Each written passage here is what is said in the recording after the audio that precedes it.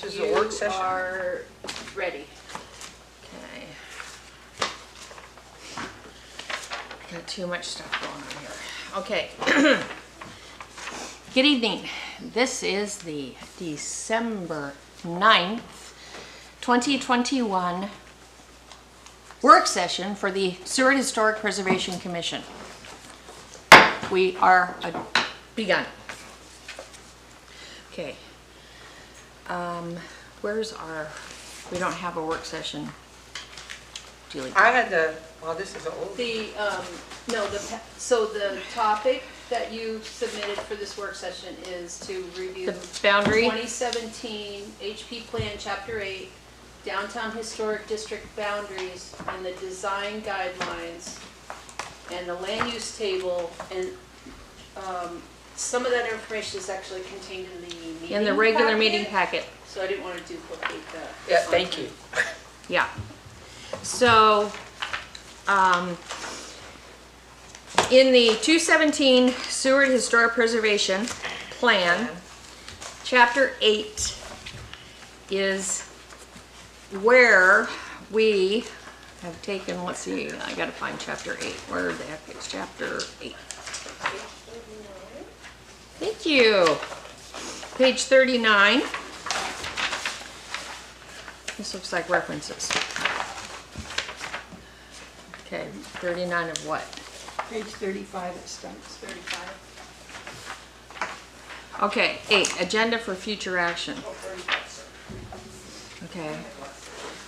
Perhaps I should have reviewed this. Well, So my whole take on this was that the addendum standards and guidelines, or guidelines and standards, design standards and guidelines is an addendum to actually Chapter 8 of the 217 Seward Historic Preservation Plan, which means that by us working on this design standards and guidelines, we are actually in effect working on updating the 217 Seward Historic Preservation Plan within the 5 years that we are supposed to do that. But I'm not quite sure, and maybe I don't have Chapter What, 8. what's I your don't question? understand What's your this. question? I don't have a question. Oh. The point is the work that we're doing here on the Downtown Historic District Standards and Guidelines addendum fits in with what I thought was Chapter 8 Yes, of the Preservation Plan, which Yes. means we can legitimately conclude that this is working on and updating this plan, which we are Yes. bound to do. it kills two birds with one stone is what you're essentially That's saying. exactly right, except I was trying to say it, Yeah, so, no, but that, I think that was the whole point. Okay. When Iris and I put these guidelines together, I was not aware of the 2017 plan. I kept seeing references to it. So I finally got a copy, and that was my conclusion, and that's how I presented it to planning and zoning and to this group, was that it was in fact an extension of the 2017 plan. So I think that your proposal to consider this updating the 2017 plan is correct. Legitimate, yes. It just, under chapter 8.1, immediate action, it does say in here, create voluntary guidelines. Right, To unify the town while being respectful of the needs of the property rights. So I think it fits in there. It seems like the standards and guides, when we get them done, an appendix right. with the rest of I the think you could do that. And if you look at our, this is the, and just to a follow-up to our last meeting, I met with Risi Casagrande in her role as a realtor. And what she said to me was, when she purchases or anybody purchases a property, the first thing they're going to do is go to the land use, and they're going to see what the property's zoned, and there are rules as to what you can and cannot do on a property depending on your zoning.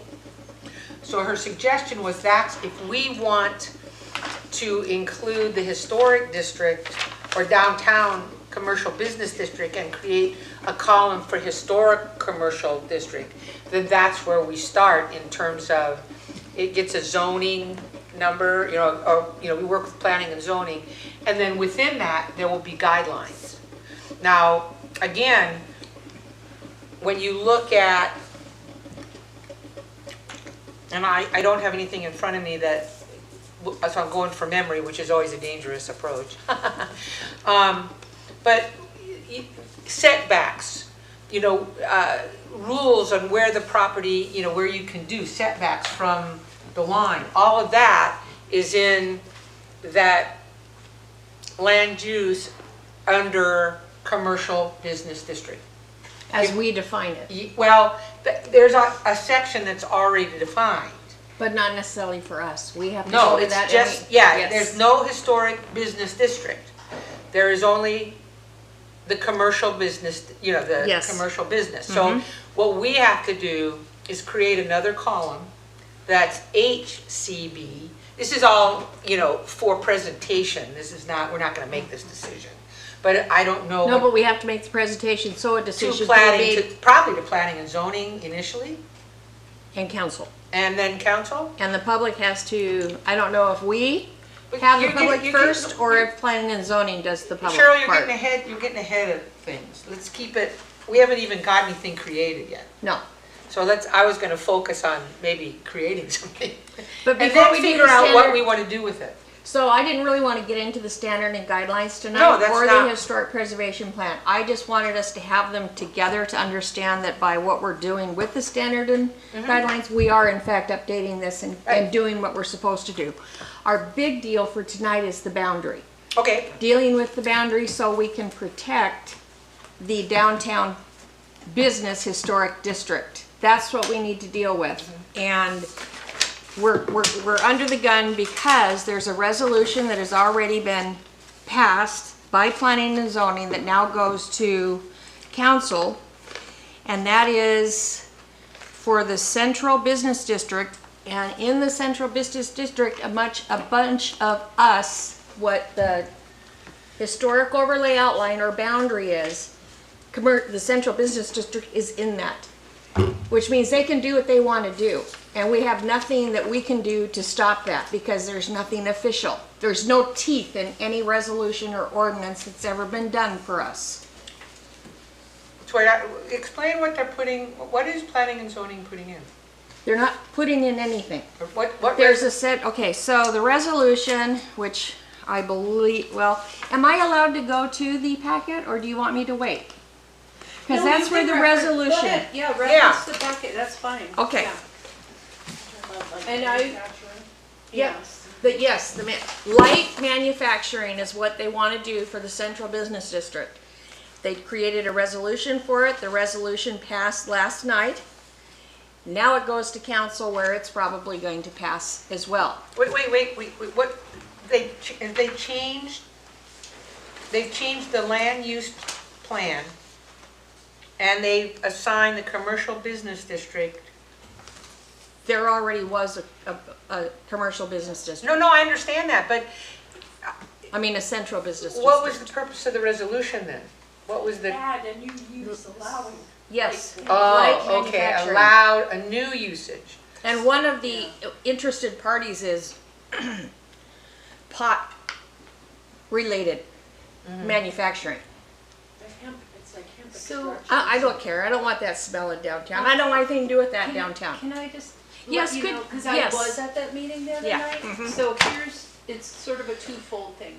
So one thing that they approved was expanding the definition in code of what light manufacturing is. So they added words and language to the definition to say it's, like you cannot add excessive noise, fumes, odors, things that interfere with quality of life.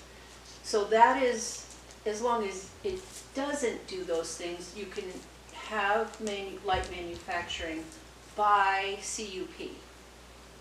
Okay, so here's what their discussion, conditional use permit. So the commission talked through the fact that and I'm not picking on anyone, but they mentioned, well, there's a chocolatier downtown. That is a manufacturer. Yes. And it's been in place for nearly a century.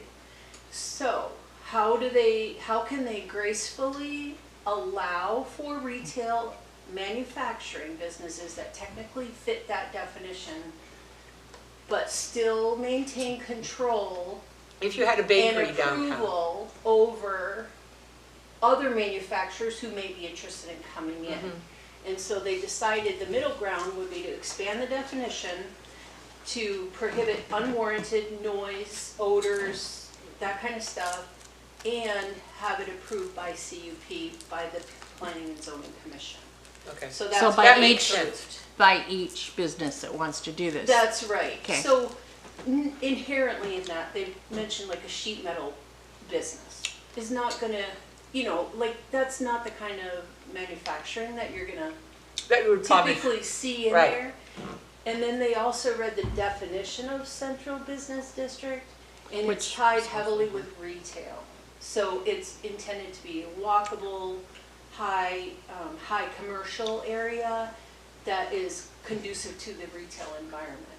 So they went through all of those, right. and they ended up approving it. Yes. They didn't make any changes to it, No. Okay. so.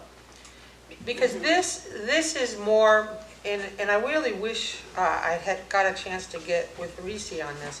So yeah, I understand all that. This is, when you look at what you're zoned, this talks about the physical Yeah. part of the land use. So when if I look up, I'm a spot zone, I'm zoned urban residential. And if I look up urban residential on this zoning chart, then these are all the things that I can do within my property. My neighbor can't do it because hers are different. She's zoned R1. Right, right. So with I see this more about what you build. It's more about the physical. It's not so much what you put, what's happening within the property itself, but it's if somebody wants to build, these are the things. You have to be so setbacks. You can't build right up to the edge of your property. There are certain things that if you look at your property and you see what you're zoned, R1, And land urban use. residential land use. And so and maybe that's why I was confused, was I was not thinking so much as what the property is used for. That's not what I'm concerned about. My concern is maintaining the look and the feel of historic downtown. Yes, And- Exterior. Right. yes. The exterior Well, primarily. The facades of the buildings. We And don't so- want to mess around with what they have to do beside, behind, or inside. We just want the face that's facing the street to correlate with the But historic.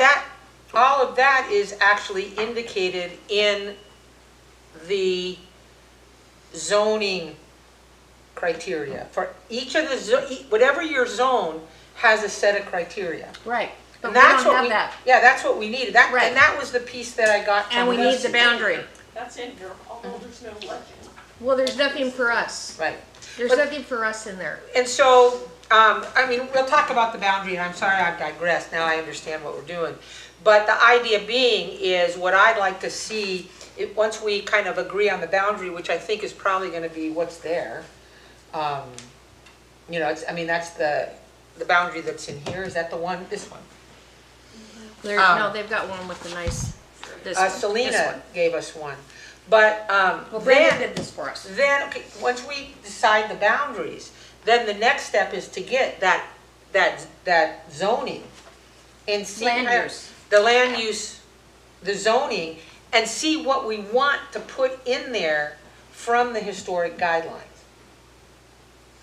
For example, this is just, and then we'll move on. I'm gonna just digress really Sure. quickly. But so, when I looked at the commercial business district, there's nothing there about the entrance. But historically, you see historic buildings, the entrances are set back. So that the window's here, and then there's like a little alcove in the door. That would be appropriate historic. And, so we would maybe try to put something like that in the zoning, so that if somebody knocks a building down and they want to rebuild, those are the sorts of things we would like for them to consider in the historic commercial business district. Yeah, and then just looking at this package, just a thought to consider for when we get to it is, if this is all the zoning columns, you could take basically one that says commercial business and just basically copy everything and say historic commercial business, and then look through each of these Right. and go, under any red flags, like, this really doesn't fit for Exactly. historic, or And are how- things missing? Yes, there we go. Add The- it, so the we just idea use would be that you- as a template. You have you don't change anything. All we're gonna do is add a column. Right. We're just gonna add an additional column to the document. But That's keep it like the HCB, now, so- and then there will be, because there's commercial business in the harbor. So it could, we're only talking about this for the zoning that we would add to that land use. Does that make sense? Does any of that make any sense at all? It does. Okay, so anyway, so once we decide on the boundaries, that would be the next step, is to get a copy of that and design our column. What we'd Okay. like to see inserted in there. Okay, so let's So I'll turn it let's back talk over to you, about Cheryl. let's talk about the boundary. So you can go ahead and go to your packet, page 20 and 21, or rather 19 and 20. There we go, 19 and 20. 20 being particular interest to us. Now, we left the meeting in November. Each of us were going to review what we thought and where we thought this historic overlay boundary should be.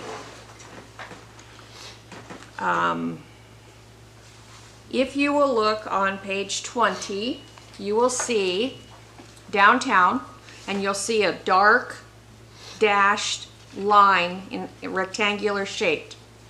That is currently what is considered the historic downtown business district.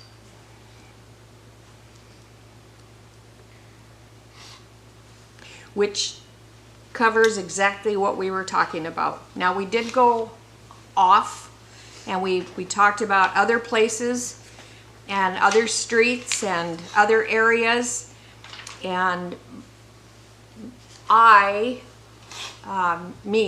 Cheryl Cease, the commissioner, kept trying to bring us back to the downtown historic district because there are planning and zoning are ahead of us. I did a letter and it was read and it was discussed. In fact, they spent 20 or 30 minutes on it. I was asking if we could have until February. But they've already been working on what they've been working on for 3 years. So They're ready to get it it was a done. big ask. My passion and point about why we should just utilize what's here is because it's already most familiar with all the commissions and with the council. And what we want to do is keep from having a Petromarine built, or and there's nothing wrong with the Petromarine building. It's a beautiful building. It just isn't historic. And so we really would like the facades of these buildings to be historic and be in line, so that it's, you walk down the street, visitors come and they walk down the street and they know they're in the historic Seward downtown district. So I'm going to be quiet and let you guys now discuss. What is it? So we're going to decide on the boundaries. Yeah. Okay. Well, And then we have to move into land use planning and whatnot. But first, we need the boundary. I know that when you talk about a historic district, there's going to be a lot of questions regarding money and control issues. and people are going to have some concerns, and rightly so. So I would like to start with this boundary because it's well-known and people are familiar with it. I have no problem adding additional areas, but I'd like to do that. Let's get success with the commercial business district first before we try to get all of downtown. Or the other spot areas. Right. Which are And so valid. that, my recommendation is to let's go with what is currently in place. That's my 2 cents. Mine too. Mine too. Okay. Mary Ann? I mean, Commissioner Benoit? Yeah, at first I was thinking, there's a lot of historic homes that Yeah, are not absolutely. in this boundaries. So at the last meeting, I was thinking we should probably try to expand this whole thing to include both the business district and the residential. But since that time, I've been walking around looking at different historic homes and looking at, like, when were these homes built? And trying to gather information about places that are not on our walking tour and that I didn't have information from before. And so I think I'm in line with what you're saying. I feel like it's probably best to just focus first on the identified commercial business district, which is, or historic district, which is fine. Then, as like a second phase or another phase, add a historic residential area. Like after we've gotten under our belt for zoning, this is what we'd have for the commercial business district, historical. Then we will have discussed a lot of things, and that some of those things would carry over. And you'd have a R1 column, Then you but we'd have a like historic R1 column. Right, exactly. So I think that the simplest thing and the best way path to success is to start with what we already have, make some progress, and then add that on. And I think it also lets people see that it would be successful. I mean, you know, when you're talking about people's property, you've got to be very careful. Yeah. Very sensitive. You It's know? their dollars. Well, and their castle. Yeah. So anyway, that's what I was thinking. Commissioner McMaster, would you like to make any comments?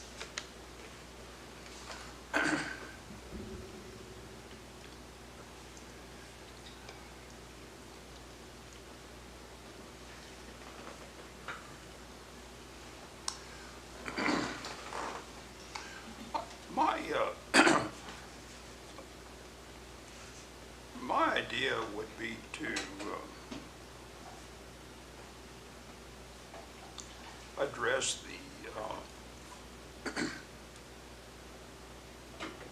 historical residential area sooner than later. I would do it now. What's the reasoning? I guess the, my intent would, my objective would be to be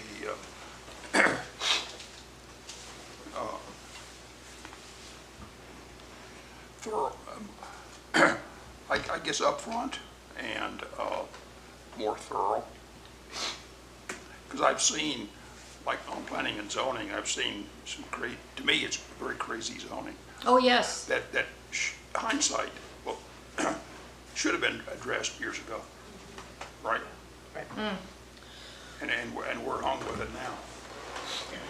Yeah. Well, okay, we can bring up Rissy's land on Fifth Avenue, which was before Jefferson, which is actually in this boundary. And she was able to change the zoning on that and can now put a commercial building there and doesn't have to worry about setbacks or anything else. So right next to a historic property, they can be right on that property line. So some of what the outer boundary on the west and the east does hold some residential. I understand your desire to, Well, and the north. pardon me? Well, we know that up further is some pretty historic houses. That would be Millionaire's Mile. Yes, there are, And but the Lane House. But here's the fact. We're dealing with various bureaucracies. And we all have some experience with that. We've all lived long enough to know what that means. And we have in front of us the opportunity to take step number one, much of which has already been defined for us, and get it locked in, define these planning land uses within this historic commercial business district and get that approved. And from there, we move to the spot historic protections, land protections, like, you know, a portion of Millionaire's Row, the Jesse Lee home. There's historic spots all over that we can do, but to try to do that in addition to this or before this, I just don't see that happening. What I'd like to see is that we take the commercial business district, because that, and by definition, there will be some homes in that area. We know over there on 5th and 6th, but you know, we're talking about the commercial business district. Let's define what that is. Let's keep our scope small. It's going to be big enough. And then I'm happy to go to the next phase and define what a residential district looks like. I mean, if you look at this map, you look there at 2nd Avenue, there's one blue, you see all that yellow? That's all residential. That blue spot is my house. It's urban residential. So, you know, some of that, like I'm going to try and get that changed back so that it fits the neighborhood. But I just like to kind of narrow our scope a little bit. This gets really overwhelming. And if it's overwhelming to us, it's for sure going to be overwhelming and probably hastily rejected if we try to expand this and make it too big. I don't believe planning and zoning are going to put the time in to approve it, nor do I think, based on their suggestion, is the council going to approve it. Yes, Commissioner Benoit. Well, I just like to echo, I agree. Agree with him. I do agree. I agree with what Art is saying, that identifying historic residential area is important, and we should not screw around. We should get on it as soon as possible. But I do feel like it'll be simpler for us to address the two things, residential and commercial business, separately, just because they're going to have different needs as far as zoning. Right. And if you try to put it That's together, kind of what I it's wanted to muddy say, the but you waters, said it make better. difficult. So I'd rather do them separately, but not delay on this other thing. Yes, Like, it's not less important. just because it's taken us this long to get around to this part doesn't mean we should Well, and the point being wait is a that long time for the residential part. when you look at, Agreed. you know, we can identify, I can look at this map and see 2 or 3 separate residential areas, like Millionaire's Row and that area there. And I don't know, there's probably other houses there I'm not aware of. I'm looking, Place on 3rd Avenue, 2nd Avenue, and 4th Avenue. yeah, and I'm looking at my area of the neighborhood. Exactly. That whole street could probably qualify, plus the church is there, St. Yes. Peter's. Yes. So those are 2 residential areas that come to mind that need to be addressed. So I think you said it a lot better. I agree. We want to get as much of that under historic designation as possible, but I think it's commercial business, residential, 2 separate issues. Let's address one and then the other. That would be my take on it. You got anything to say, Don? I agree with you. Yeah, I agree with you. Thank you, Commissioner Ward. Thank you, Commissioner Walker. Commissioner McMaster, would you like to comment further? I mean, we want to make a compromise if we can, get everybody on board. Thank you, Commissioner Ward. No, I think that makes sense.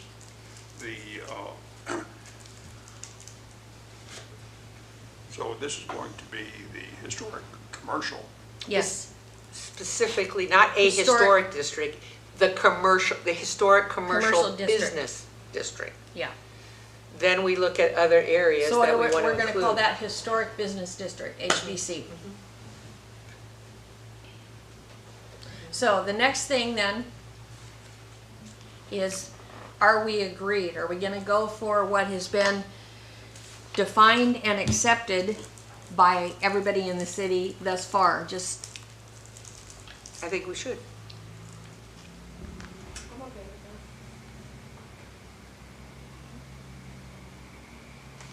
that. Commissioner Walker? Is that, I'm thinking of that new place they're building. In the arcade? It's in this district. It's- It is. Everything right is here. south, And it's got the roofs. down to the and- bay.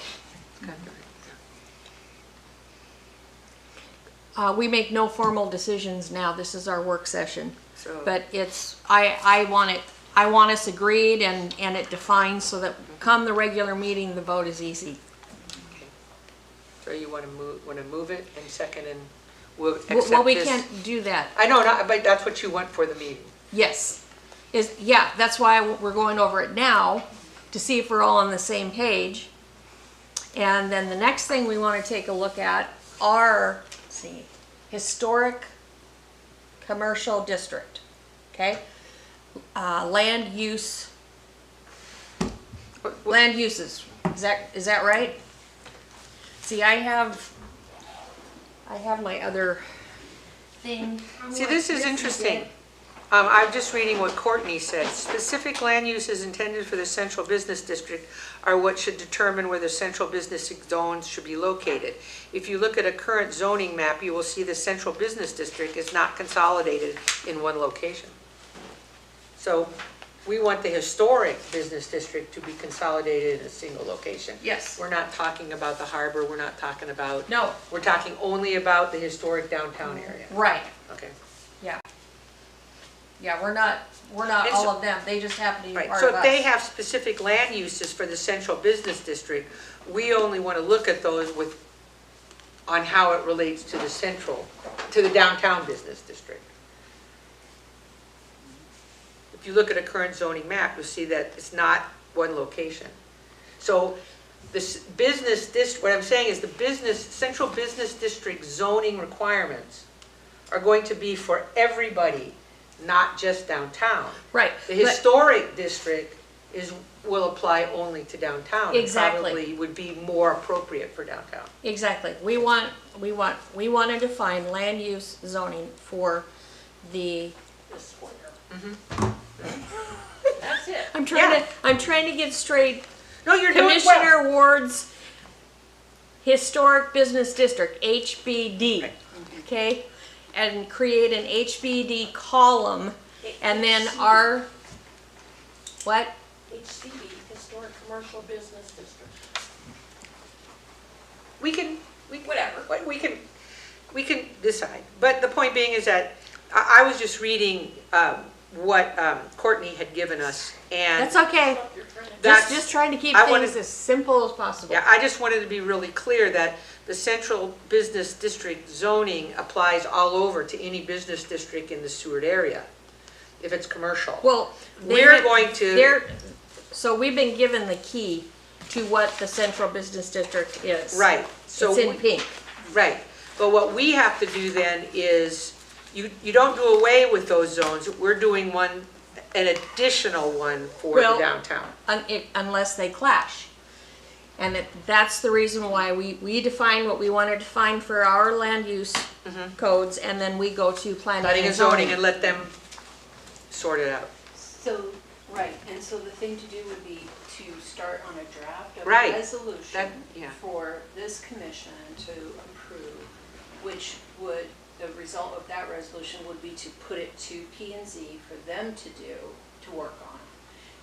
So that resolution for HP would encompass all the things that you want to see, like an example of the land use Right. table and all the definitions and And that, that you want to and go with it. that's exactly what my thinking was, and the point being is I want to do all the work for planning and zoning, so all they have to do is It's just, rather than do it Review. from They'll scratch. have their own work to do, but Right. they'll have to start it We based on need- what you give them. Right, and it's always easier to change and review than it is to come up from scratch. So I wanted us to do as much of that work for them as we can. That was part of the trouble. We went to them and said, what would you like, you know, what should we do? And they were like, you tell us. So, and I think that's real appropriate. It's really up to us to tell them what we want. They'll make the final decision if it's workable. Clerk Benoit, do we need, I mean, Baloo, do we need to deal with the boundary? Or because we're agreeing to accept it as is, we just now go ahead and move into the land use? Well, Or do you want, we need to If- make a resolution about that as well? if you are happy to work within this predefined, this already defined I still think we stated officially. boundary, then you don't need to do anything. If you wish to expand Okay. your boundary, All right. then that would be a separate action. Okay, Yeah. so then the next thing we do is we move into the land use zoning Right. for the, what, I was just saying, with respect the to historic business district. that, is a column right now that says commercial business district. And I was thinking what we could do is just call it historic commercial business. That was the recommendation of. Or just historic The business realtor district. that I talked about with Or Reese, I think that's what she commercial said. is important to keep in the name because it's going, and that's what the character is Yeah. of all these All right. places. Yep. It's only one more letter. Yeah. But what you do is, we Yeah. just add, we do a column, and I think it will be not very hard. If we can get that document that Ms. Casagrande showed me, yeah, it had everything, but it has a lot of the, this is a little different. What it had was, all of the requirements. So That's that's, just in code. is it the same, this is just in code? It's all in code, yeah. Oh, okay. Well, that was the main thing. So, because we want to look at that code and see what we want to pull from here, you Or know, do we want to pull from there first there or here. and do our land use and then? Either or, it doesn't matter, whatever you guys think is best. But the commercial stuff, we would simply adapt it from the guidelines, because the guidelines are pretty specific about how they want the entrance to be, how they want windows to be. We can put in as much or as little as we want. I think it's easiest if we just take commercial business district And start, and copy it and go, are all these good, or do we need to throw some out or add something? yeah, that's exactly right. Except that we're not the commercial business district. We are the historic. Right, I'm just saying, as a template, we just copy what the CB column says and make one that says HCB and then just adapt. Right, fill in that column. The only thing is with all the stuff that's in the packet, there's no legends, so. Exactly. I don't know, O and C, P. Where did we go for the definitions? Yeah, this is because it's just an extract of a portion of Right, it's a code. huge It's- document, yeah. It's not, Okay, so it there's can be more. assembled differently so that it's a little easier to follow. Yeah, Okay. and that's- If we take it, we'll take some more pieces out Yeah. of code and add it to Brenda, it. what she did was, and it's a big document, and what we Yeah. pulled out was where it talked about the specifics of the buildings. Yeah, And that's not this. This is Yeah. why I guess I'm mixing apples and oranges, They and didn't- that's what we need. P and Z didn't need all that other information for their resolution, that's why it's not in there, so. Right, but I think what would be real helpful to see, as part of the commercial business district, what they thought was important with regards to the zoning. And then we would look at that and then pull whatever we thought from here, we either add or delete or whatever for the commercial business district. I think that's exactly right. Yeah, this is just a different part of it. It was a massive document, and I asked for a small portion of it. It was just a different portion. So would it be fairly simple to pull the information of a Yeah. legend for what we're looking at here? Yeah, So that we can do a definition of our own table? yeah, Right. That would be wonderful. yeah, we can And start. can we have that pulling pieces before our together. next meeting, so that Well, we as could- individual commissioners, meeting only once a month except for special meetings, we can be doing our homework on the side? Is Um, that possible? It's, It's okay with me, 'cause, I mean, we could start. It'd be nice to drafting. come to the meeting with something Yeah. rather than, I'm just looking at Bailey, cause I want, Yeah, because Bailey's the one that's picking up all this work. but I'm happy to help pull that together. But see, she doesn't have any clue, does she? Yeah, I know, but that's why I'm offering to help. and Brenda, I can sit and look and show you the part of the document that I would be happy to help. If that's We accept, need it you for know, this. acceptable We to need the the legend commission, for Yes. this. I'll work with Bailey. Uh-huh, I think I understand what they're trying to get at, and maybe just consult with Right. you, and then we'll put together like a draft and bring it back to. and I think, yeah, and we just put that, the It's a historic, place to start. yes. Okay. And, The- the sad fact of the matter Legend is here. I Yeah. met with Reese and I got a section of the thing, but Yeah. that's as far as my memory Right. goes. We're now talking old person. Yeah, So I'd be happy, I will know it when I see it. Yep. Does that make sense? And I'm happy to do whatever you guys need to get it done. I'm looking up the code right now, but yeah, we can do that. Yeah, Brenda, thank you so much. I know, you're so good, thank you. And Bailey, thank you for It's gonna be supporting us even though you have no idea what we're asking of you. And- Well, I understand the legend part when you pull that up. I know what you're talking about there, but you get past that, then And you it's like getting know, in gray you water. know, this is near and dear to Iris's heart. Well, we This understand, whole, but it's historic. not, see, here's the deal, it's not just Iris's I heart. know, but we just lost you. I understand that, but I would like to get this done, because it's what they wanted. but we serve the community. I understand, I'm not saying we don't serve the community. I'm just saying this is near and dear. And we want to do it right, Mm-hmm. not just fast. But I think it's a nice way to honor. Yeah. Absolutely. So we're just gonna like copy paste out of it and then just go through and, Right. I wish I had more information okay. because It's enough. I know what I saw and I know what I have. I just can't describe it. But I'll know it when I But see we all it. have this in a former packet. Each one of us has this. So we So- can put together this framework, and then you'll have to fill in Right, Yeah, the Yeah. guideline, you know, Yes. all that. right, that's Yes. exact, but yeah, it's- we don't want you to do our work for us, No. but we do need to understand Yeah. the We wanna know legend what's behind there, what these columns what is mean and what already in. the letters mean and Okay. what's in there, yeah, and then give us the blank column and we'll take it from there. And we do have this.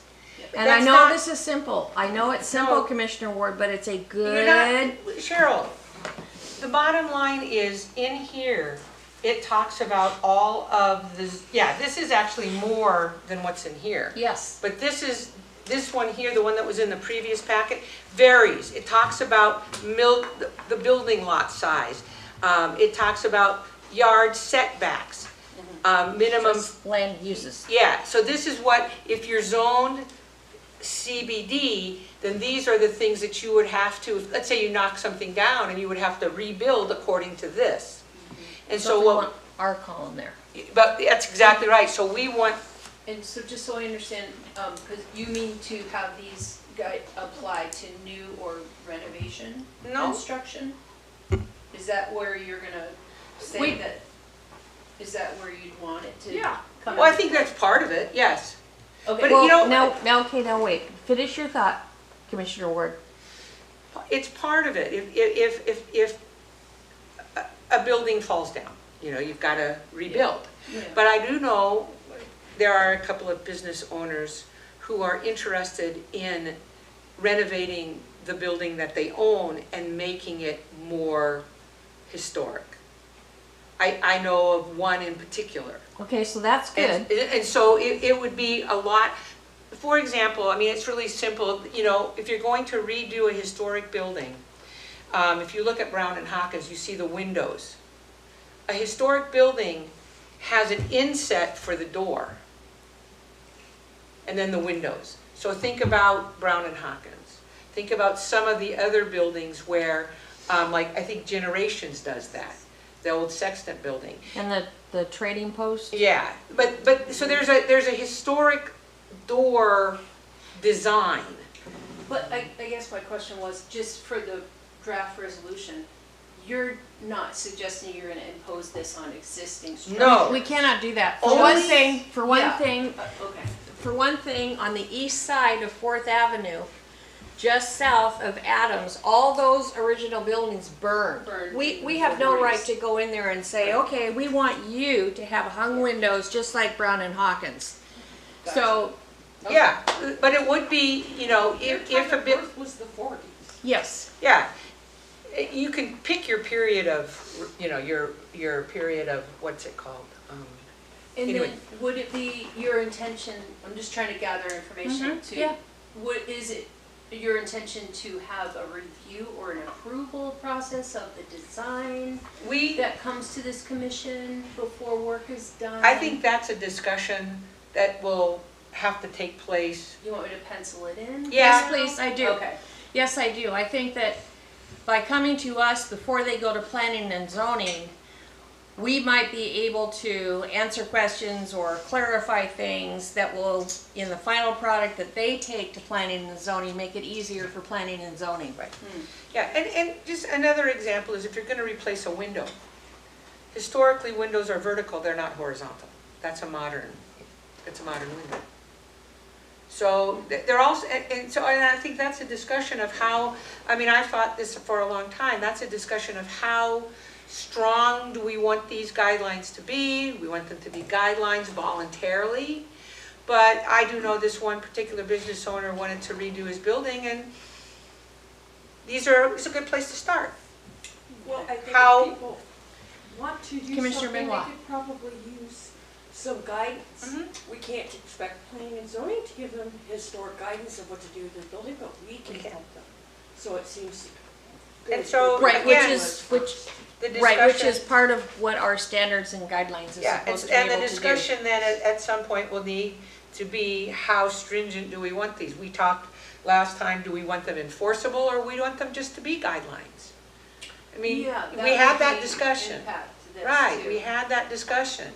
And we didn't come to a conclusion, but I think some of that comes out of maybe once we do this land use, that will become clearer as we look into it more. If they're dealing with a Okay. building such as Brown and Hawkins, the Legends, those, if they have to replace a window, then it should be an enforceable thing that the window be a hung window. Well- Historically accurate for the building that they're replacing the window in. And, you know, things like, I mean, it's in your standards and guidelines. They can't have air conditioners sticking out the front of, you know, the building facing the street. I mean, It was just, it's designed to make, when you walk down the street, it's a pleasant place to walk. Can I ask another question? yes, you can. You can ask all the Um, questions you want. So so the pink is all central business district. Yes, it is. Inside the black dash line, inside the historic district, there are other colors also. And I think they're Do you residential. mean to accept those and leave them out? Or because the historic I think we're going to have to district evaluate crosses- each one of these, you know? If it's a Like co- everything that the central business district decides to do may not work for what we would like to see as a land use within this boundary. Well, some of those. And then they would have to, it would go to planning and zoning, and they would have to take it up and decide, well, is that a fair request? It would Are some of those be residential? easier and Okay. simpler All right? if we did it, just the pink inside the historic district. And did not apply it to the green and the red. The historic. But if that's the route you wanna go, we'll have to add that in. It just adds a layer of So another page zoning 19 is district. the legend for those colors. So green, What is green? there's two different greens. So There's there's- three different greens. In the upper right-hand So- corner, that looks like multifamily. The yellow is single family. And the dark green are the park areas. Right. So it's And then really orange is auto commercial. So you see where you have you talk about the land use table, this ties back to it. Uh-huh. So that's 3 other zones that you would be applying the Right. historic guidelines to. Do you want to go that way, or do you want to just say just on the pink? Maybe we should take a look at what some of those places are, because if it's residential and they're historic, then maybe we could, when we do. We start the historic process. guidelines, it could apply. Yeah, start the process, but If they're non-historic buildings, then I guess the question is, what would be? What's the auto ben- commercial? There's no benefit to. My lot, Applying something. my to property, buildings Yeah, but- Donna's property, What or is- auto commercial. what is auto commercial? What is that? Was it? We can put any kind of business we want on it, and nobody can stop us. We can put any kind of sign we want on it, and nobody can stop us. So the red, that would be, where are we? So like, that would be Western This Auto is Building? 6, so it's this building, right here. Yeah, It's this road. yes. So it's that, Yeah, it's all the way up to where Western Auto is, right? You can use it, yeah, this is, right? So that oh would no, be it goes Oh, no, to- that's the east No, side. it goes to 6th Avenue. Six, So oh, it's I'm the thinking next Fifth, street aren't down. I? So it's the street the library's on, and then. So it's the north. top orange. Yeah. And then the Rural yellow would be Northern Lights, rural residential? B&B. I think one consideration would be. No, that's, okay, now wait. I'm sorry, Commissioner Bidwell, you go ahead. One consideration is like, whatever buildings there now may not be historic, so maybe you're thinking, oh, not a big deal, but if that building gets torn down and the rest of it's historic and they wanna put up, something totally inappropriate for the historic district, I do think we need to Like a consider cell all tower. of those things because you have to think of the future as well. Okay, I just wanted to. Yeah, that so makes is sense. that- Good for bringing that up, Brenda. Okay, all right, I just wanna make sure that it's. So we're gonna do land use, Well, we might For be the doing whole some thing, residential, start regardless some of what the colors residential are. criteria. We'll be ahead of the curve. So maybe we should be applying whatever we come up with to the whole district. yes. Assuming that if it's an existing building, you're not gonna say, you have to change Right. something, but if something Right. new was to come up, then Yes. they would be under those guidelines. Right. And- I agree, Commissioner Benoit. And earlier you Good said catch. that either you could pick your era or you could pick your historic. It's called period of. I Okay, can't so remember. that would be, that's gonna come later with there your a spot, parameter? with your, like, for instance, Jesse Lee, we can do a spot historic zone. The Blaine houses that we choose, spot historic zone. So they don't have to be in this entire area. You don't have to But- cover But what buildings we that wanna, aren't yeah, but historic. what we wanna do here is establish this commercial historic business district. Did I say that right? I got commercial in there. Anyway, and Commissioner Benoit's right. Maybe it's, maybe it's the Best Western and it burns down. And it's in, this commercial historic business district. Maybe, they can rebuild, but their facade facing 6th Avenue, right, Yeah. they're 6th? No, they're 5th, would be historic, hung windows and whatnot. So is that? So that's a 80s, rebuilding. 1970s, is there a, I think you have to consider. No, 'cause it's right- what's What you- there. Yeah. Because, for example, like you said before, the east side of 4th Avenue burned down in 1941, most Yeah. of it. Yeah. So if a building was gonna be replaced there, you can't expect them to go back to 1905, 1910, 1920, Yeah. because that doesn't meet with the All right, history. It would be the It's called a 40s. period of significance. There we go, period of I- I I might significance. just leave you like a little place And to fill in then. What you maybe? do with you have a period of significance, and so it usually spans a certain time frame, and we can decide that. Okay. 10 But years. because because the whole point is not to turn downtown into Disneyland that all looks like Brown and Hawkins. Agreed. We're looking at each of the buildings, and trying to maintain what we currently have. I think it's like decades. You can look Yeah, at. but it's Okay. called a period of significance, and so you define that So I've written that down. before and after. is how you do it. And anything within that period, 1903 to 1910, Well, even 1950. Even 1941 forward is still considered But you're historic. gonna get all of 50 these years. side, yeah, you're gonna get 50 all of years. these side. And so the Petro Marine building is outside the period of significance, Yes, significantly outside. yes. So it's generally at least 50 years old. Yeah, Yeah. and so because. Yeah, 50 years is your historic mark. Right. And so, again, the idea is not to turn it into Disneyland where we all look like Brown and Hawkins, but it's to maintain Just trying to the think through what charm. should I be love, included in you know, Appreciate Thorns. that, Commissioner Baloo.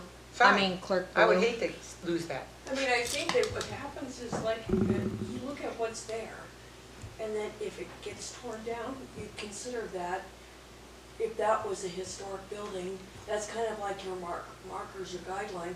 And it's not just specifically that building, you have to consider your neighbors. You have to consider the look of your neighborhood and what else is there. So it's kind of like not so cut and dried, I don't think. I think it's like Although I a think variety that- of things you have to take into consideration that we came up with in the guidelines.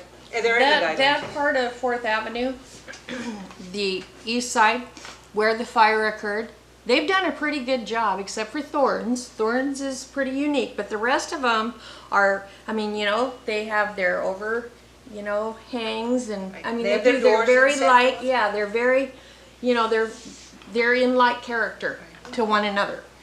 So, and you know, what you were talking about in the guidelines, it talks about streetscapes, so that you stand and you look down the street and you see the shadows of light and dark.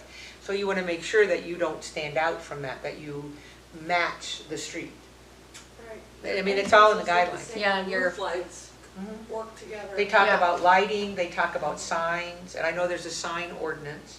For Seward has its own sign ordinance, but there are some historic things that are different about signs that are historic versus. Basically, you want there to be mainly similarities between them, rather than one standing out like a sore thumb, Right.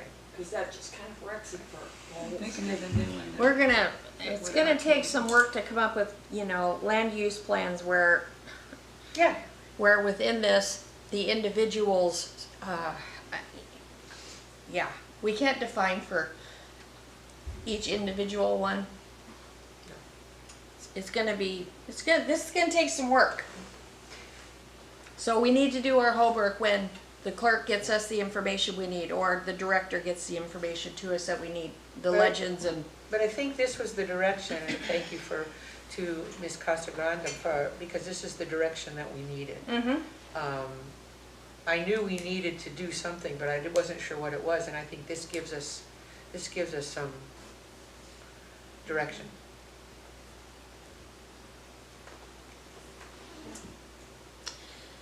And I just for additional information, I've been working away on the color information and researched historic newspaper, and all the way back to 1903, looked to see who sold paint in this town. And I found ads from Brown and Hawkins as early as 1906 with the paint brand. Probably some in the and basement. then we had Dutch Boy in the 40s, right? There's probably some in the But basement. to me, the most important thing is like some of those older ones, like who sold paint, what were the brands, what were the colors, what was available in this town. So I found a bunch of things. And Brown and Hawkins was probably the main seller of paint. Sears and Roebuck catalogs also sold paint. I found Sold a houses. color card for that, and people were able to buy stuff from Sears and Roebuck. So I've got some general information, and I've got some general information for the different decades, but specifically to know what was actually for sale in this town, I think the key thing is like Brown and Hawkins. And I have gone in and talked to Michelle Cobble to see if she could find, like, in all the stuff, a paint cup. You know how you go in the hardware store and you can get paint cards, color cards. They never threw anything away, there's probably some in the But basement. she couldn't find anything, so the next step is talking to Iris, and it just hasn't been a good time because of the loss Right. of her husband. So I'm working away, and just letting you know, I'm working away. I've got a bunch of information, and trying to get to the specifics is just going to take a little time to do that. We can always- And that's gonna be pretty short, right? Yeah, That's what I'm we not wanna sure do exactly how when long. we do. I think it's general guidance. and- Hopefully, we're also doing our homework on our standards and guidelines so that on January 22nd, when we come together to do our final edit or at least our draft of our final edit, we're pretty prepared individually. Not putting that off until then Yeah. and shortening it. There's, I've been going through that. Good, And to me, it needs a lot of work. it does. There's been a lot of work put in it. There's a lot of repetition. Yeah. Well, that's why I would really encourage people who have, like, art, edit it. It really does need, what it is it's a cut and paste job. So, there's a lot that probably can be cut. Yeah, and just as a matter of editing, there's a lot of work to be done there. Yeah. But rather than do 9 chapters,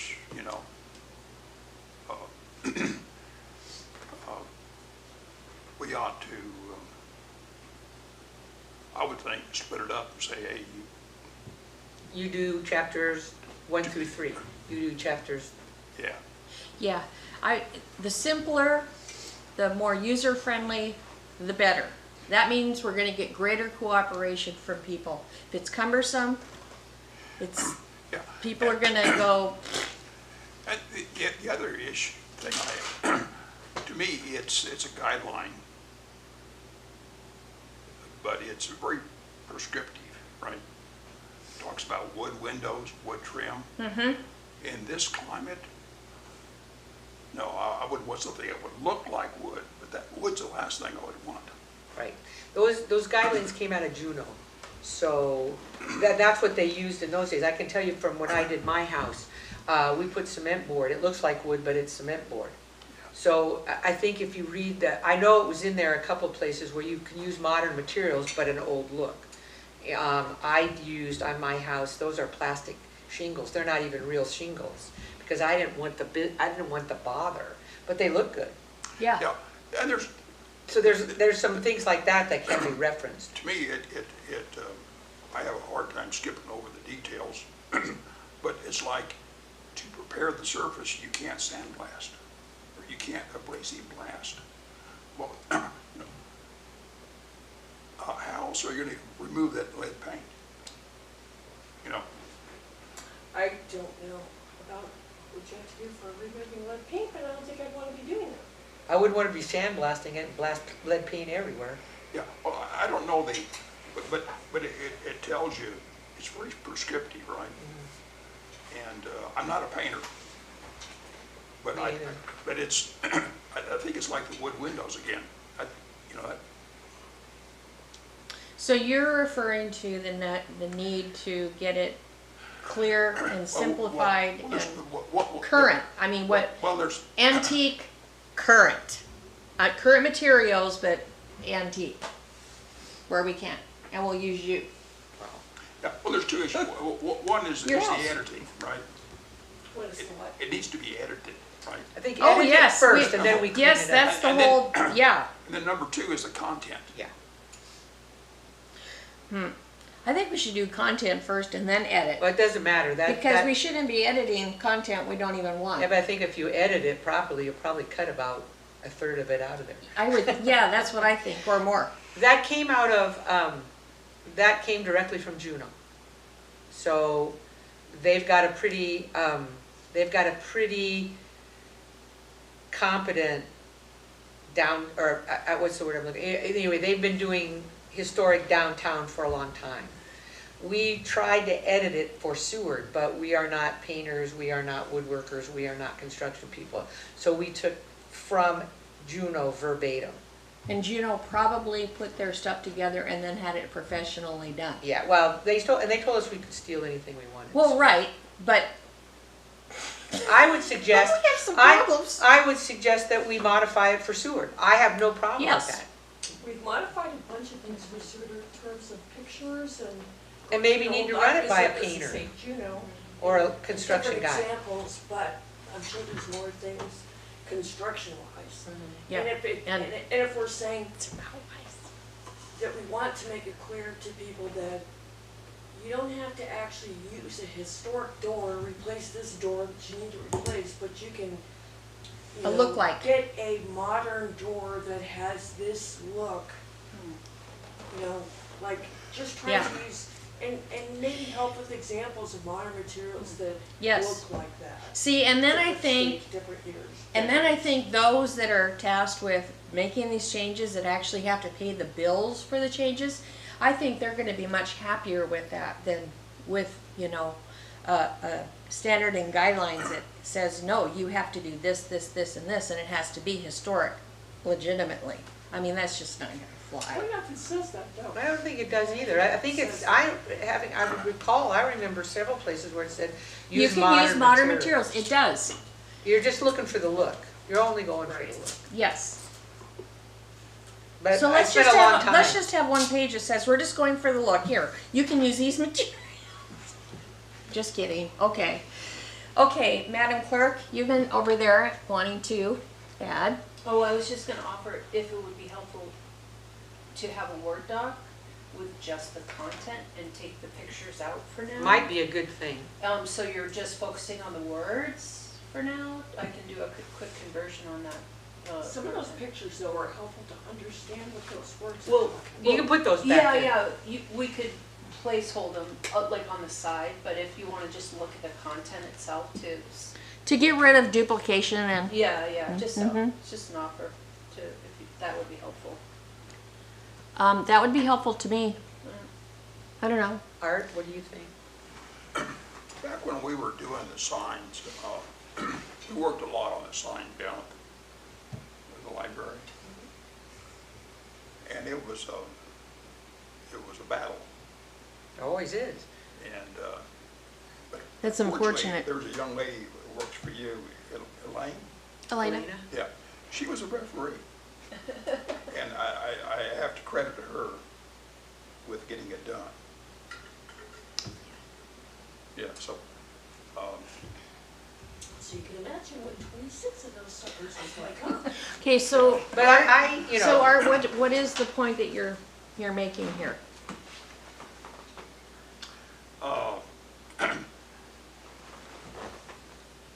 maybe we need Elena to, you know, we'll we'll edit it and cross out and add, delete, and then let her revise it. Well, we could ask her to do that, but that's not really in her job description. And what I think we agreed as a commission was, once we get it to the point where it's ready to be produced, we have a professional edit take care of it. That would be another option, is to get a technical writer. We just want to make sure that we've got the right content in there and we don't have duplication. Well, but That's our job. we're not the right people, No, right? To do what? Fix the content. I like what Sue said, is that we just want it to look old. You can use new materials, you can use double pane windows, triple pane, you know, whatever, Yeah. right? Right, but we have to have something ready for a professional editor.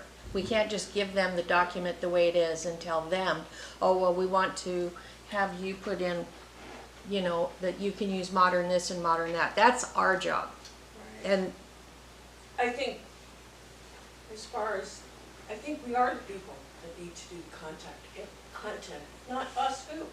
We're supposed to be the ones guiding everyone else about what to do with their historic properties, so I feel like we do need to do it, and if we don't know the answer, we can talk to people and try to find out, People but I that do think know it the needs to answer. be us.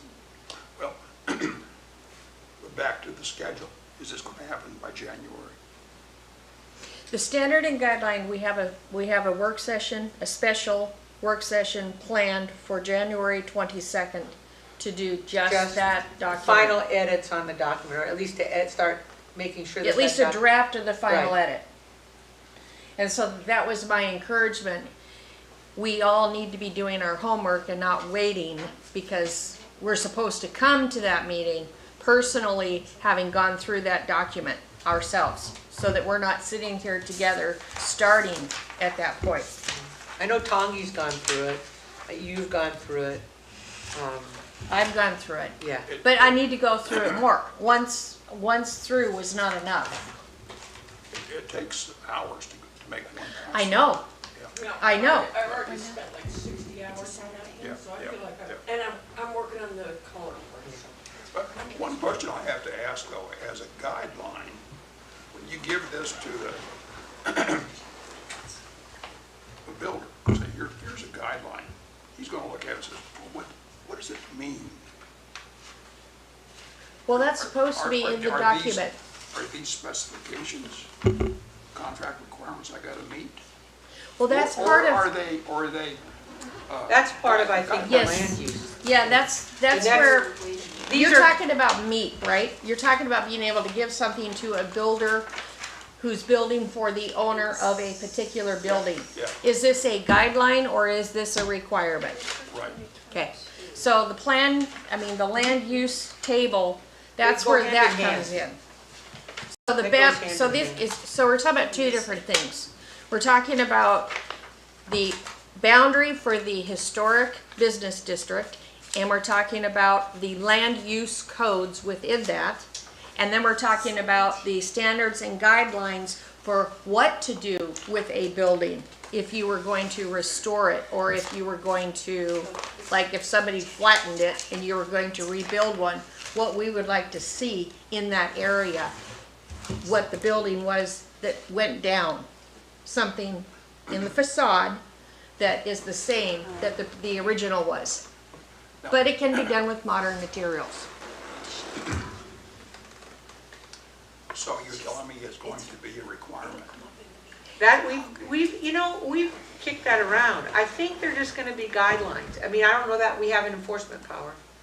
Planning and So, zoning does. yeah, but the point being is that here's what you consider when you do historic property. Now, you can choose to do it or not choose to do it, that the windows should be vertical, not horizontal. But we can't, if they want to put Planning a and zoning- triangular window in the building, which would not be historic, but looks nice, there's nothing we can do about it. Yeah. These are really trying to say, if you want a historic building, these are the sorts of things you need to consider. Now, And using planning and zoning as an example, and going back to when Rissy Casa Grande wanted to do what she wanted to do in buying those lots, and then what, her goal was, planning and zoning actually has a checklist that it goes down and it goes by. And it'd be really handy, again, to have our column like, and our land use plans be part of their checklist. yes. If you're in the historic commercial business district, that checklist should apply to that zone. It'll be a lot easier to do guidelines Yeah. than requirements. Right, and so I think I think we came to that discussion. I mean, trying to get this to where we can hand it to somebody right now, so they can use it as guidelines if you're gonna be restoring a property. It gives you lots of good information. The land use, I think, was where we were starting to get a little bit more specific about what you can and can't do. But these, I think a couple meetings ago, we decided that these were just gonna be guidelines, really, at this point. And you could if we can get this to a point where we're not embarrassed to hand it out, that it's actually usable, That's good, then it would be really usable. that's good. And, then you hand it to a contractor and said, these are historic guidelines, let's sit down and talk about what we're gonna do with my building. So outside of the historic district, They could, those are optional, but inside the historic district, your intention with the land use table is to make them required. well, to make some of it required, whatever seems to be appropriate. I think this is pretty detailed, and I'm not gonna tell them how many windows they can put in and that sort of thing.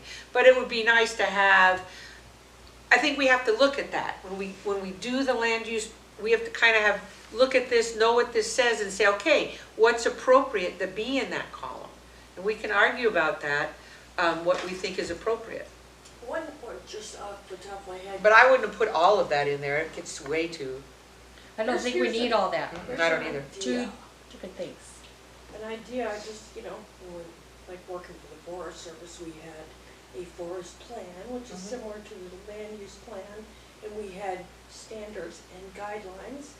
Standards were, you must do this, guidelines were, Right, we really want you to do this unless you have a really good reason not to. It wasn't like, oh, you can just do it if you feel like it. It was like, you're supposed to do this unless you have a really good reason not to do it. so that's, And we that's could the we checklist could that planning and create- zoning has. Right. We could create something, even though they're called guidelines, with the intention that people will follow it on the checklist unless there's a really good reason not to, in which case there would be discussion. So it has a little more to it than just like. yeah, and I think that, like I say, we just have to I think those two things go hand in hand, and that's when we have to decide whether their guidelines have teeth or somewhere in between. Because we really don't Okay. have any power. So, I believe that we are at the end of our work session. Good And discussion, I might say. excellent discussion. And so the big thing for the work session tonight was to define the commercial business district. And I We've think done that we've all done that. Now, we're all in agreement. Okay. So, we are going to adjourn at 7:33 PM. Good questions, Brenda. Good questions, keep us on our toes. Yeah, see, these are all discussions that we need to have.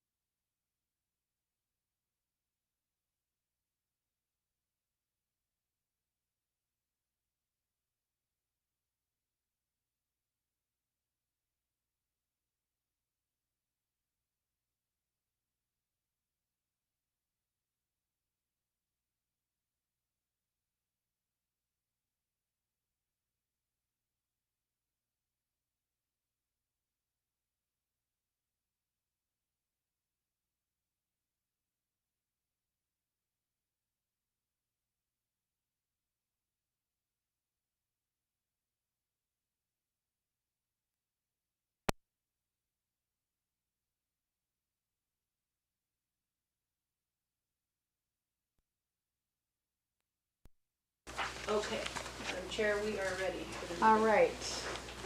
This is the regular meeting of the December 9th, 2021 Seward Historic Preservation Commission meeting. We are beginning at 8 minutes to 8. And we begin the meeting. Okay. All right. We called to order, so let's do the Pledge of Allegiance.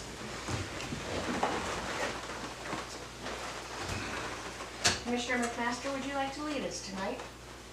I might need some help here. I pledge allegiance to the flag of the United States of America and to the republic for which it stands, one nation, under God, indivisible, with liberty and justice for all. All right. I needed help tonight. Okay. Okay. Way down. Old. Okay. Madam Clerk, can you take roll, please? Tonight's roll call, Ward, Here. Benoit. Here. Pemberton is absent. Lebrecht is excused. Walker. Here. Lemaster. Here. Cherces. Here. You have a quorum. Thank you, Madam Clerk.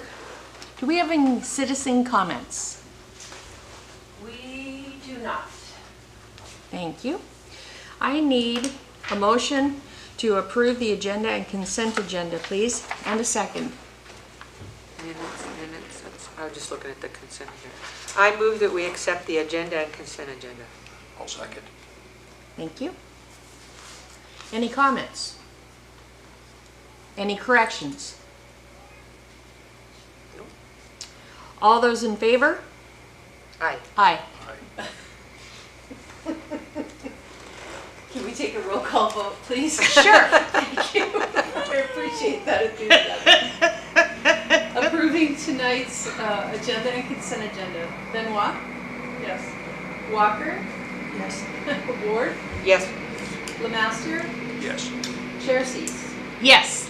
Your agenda and consent agenda are approved, and what you've approved on your consent agenda are the October 15th, 2021 regular meeting minutes and the November 5th, 2021 regular meeting. Thank you, Madam Clerk. That's what I wanted to see. Do we have any special orders, presentations, or reports? I think not. We have no proclamations or awards. Would our director of the library and museum like to make any comments? She's good.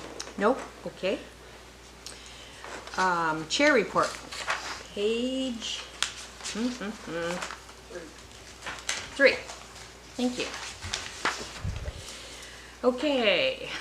So, exciting news. The Alaska Historical Commission, Department of Natural Resources, is nominated. We're going to have a report later from our own Commissioner Ward, Vice Chair Ward, on this.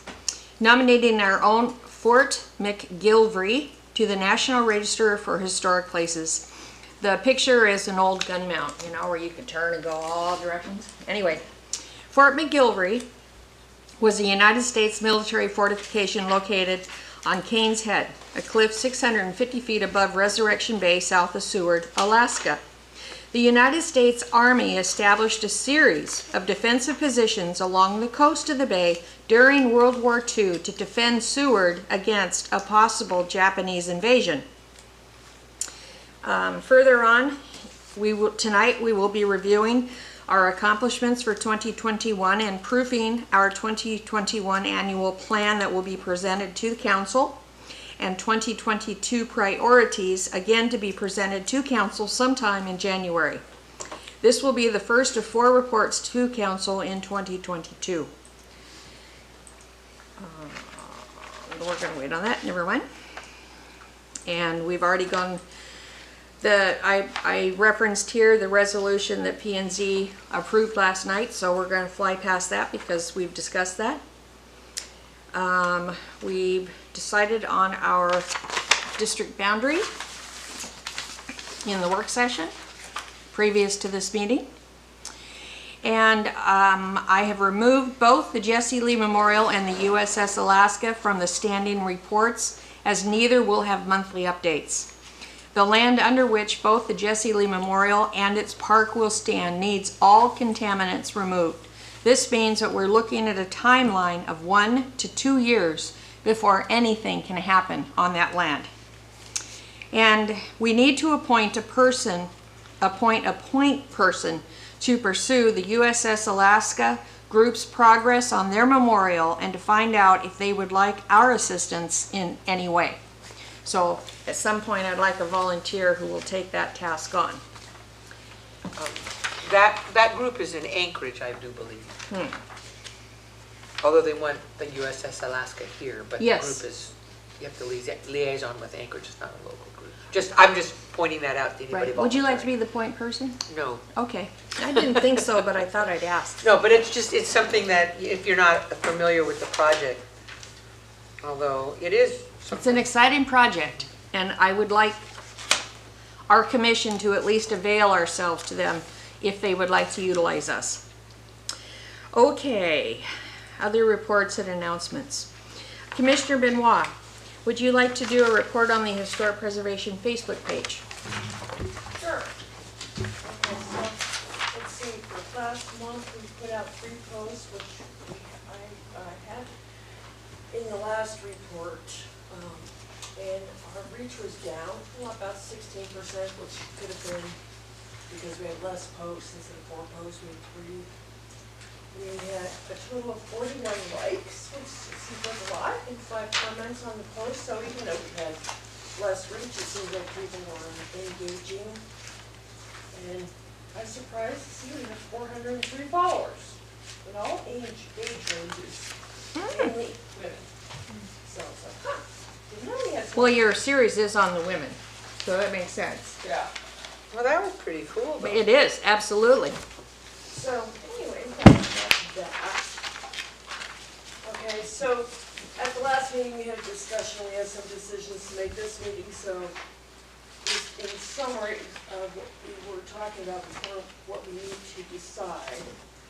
As I mentioned before, the city has the Facebook page. Previously, our deputy city clerk was doing posts from the materials submitted in these reports. And after she left, the city's been short-handed, so we had some problems with some posts not going out as scheduled, or were out of order for some of the graphics being unreadable, and some of the public comments were not being addressed.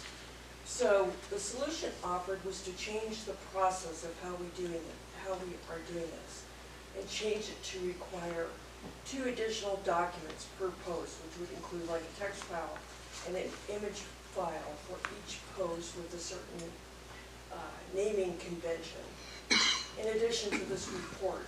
And so that would help make it easier for the city employees to put the posts out. But for me in particular, that's 9 documents a month instead of 1, so obviously that's a big difference. And because of that time change needed to do the pages, I shared last time that I was unable to put that time in, and offered to step down and see if somebody else would like to do it. And we didn't have any volunteers, and Bailey was asked if she would have time to pixel the page, and she agreed, but she also said she would still need the same documents. So I had offered to see if I could reduce the workload of the city employees by posting these already approved posts myself, which would be easy and less time consuming for me. And the clerk's office was going to check with the city attorney. That's where we left it, to see if that was possible. So that happened, and the city attorney said it would be better for the city to maintain control of the page based on liability and other issues. So that kind of leaves us where we were before, but I put down several options that I think, hopefully this commission can make a decision. So the first option is, like I mentioned before, I could step down, and if there's nobody else to do it, we'll just shut the Facebook page down, or if somebody else can step up and do the Facebook page. I was trying to think of, is there something else we can do here that's not going to require shutting the page down, since nobody volunteered last time. So I thought, okay, here's another alternative. Instead of me doing 4 posts per month, like one every week, which would basically be 9 documents I had to put together, I could do 1. I have time where I could do 1 post a month. And to do that, I was thinking the thing that would be most beneficial for the public is to put out once a month one of our signs, and then have the entire narrative with the graphic of the sign, the whole narrative for the sign, all together once per month. Because what I was doing was taking each sign and kind of breaking it up into 4 kind of bite-sized bits, like with different pictures. Because people have a short attention span, they want a little teeny thing to read and not a big long thing. So that's what we were trying to do before. So those are the 3 options I thought of, and if people have other ideas, and if you wanted to try that option, what I did was I created posts for 6 months doing what I just said with the sign graphic plus the whole narrative. It's all ready to go with the naming convention, and if you want to do that, I just need to get together with Bailey and give her the files. And so we have this stuff ready. For the public, it's not as good as what we were doing because, like I said, when they see these long ones, they're probably going to be like, whatever, look at the picture, and they may not want to read all this stuff, but, you know, maybe they will, I don't know. Maybe they won't want to read the whole thing, but they'll read enough and think, I'd like to go read the whole sign. Yeah, I mean, ultimately, this whole thing is to get people interested, to let them know what we're doing. There may be some people that can never go walk around and see all these signs, or even drive to them. So it gives them the information if they can never come here, or if they have, you know, problems where they cannot walk to the sign or drive there. So I think it's, you know, it was an alternative I could think of that could help You could still have meet Facebook some posts. of our objectives. So before I think we take it to the commission for a decision, I'd like to know, Commissioner Saylor, are these the posts that Commissioner Benoit has put together for the next 6 months? Are these doable for you? Yeah. All right. Well, as one commissioner, I think that this is a great compromise, and I appreciate your willingness to continue on, even if it is once a month. That's my input. Can I make a motion? Sure you can. I move that we accept this compromise where we will post these for the next 6 months, Once a month. once a month. Once a month for the next 6 months. I second. Any discussion, any more discussion? Art? Okay, that's what we'll do. Bring Take a vote. Any vote? Any objections? No. No objections. Okay. And, you know, if we recruit another person for the commission, we'll have to ask them if they're really good at Facebook. And they can maybe take that on as a project. And you had mentioned at the last meeting that you would be willing to kind of monitor that page, so if Yeah. people are making comments, we know.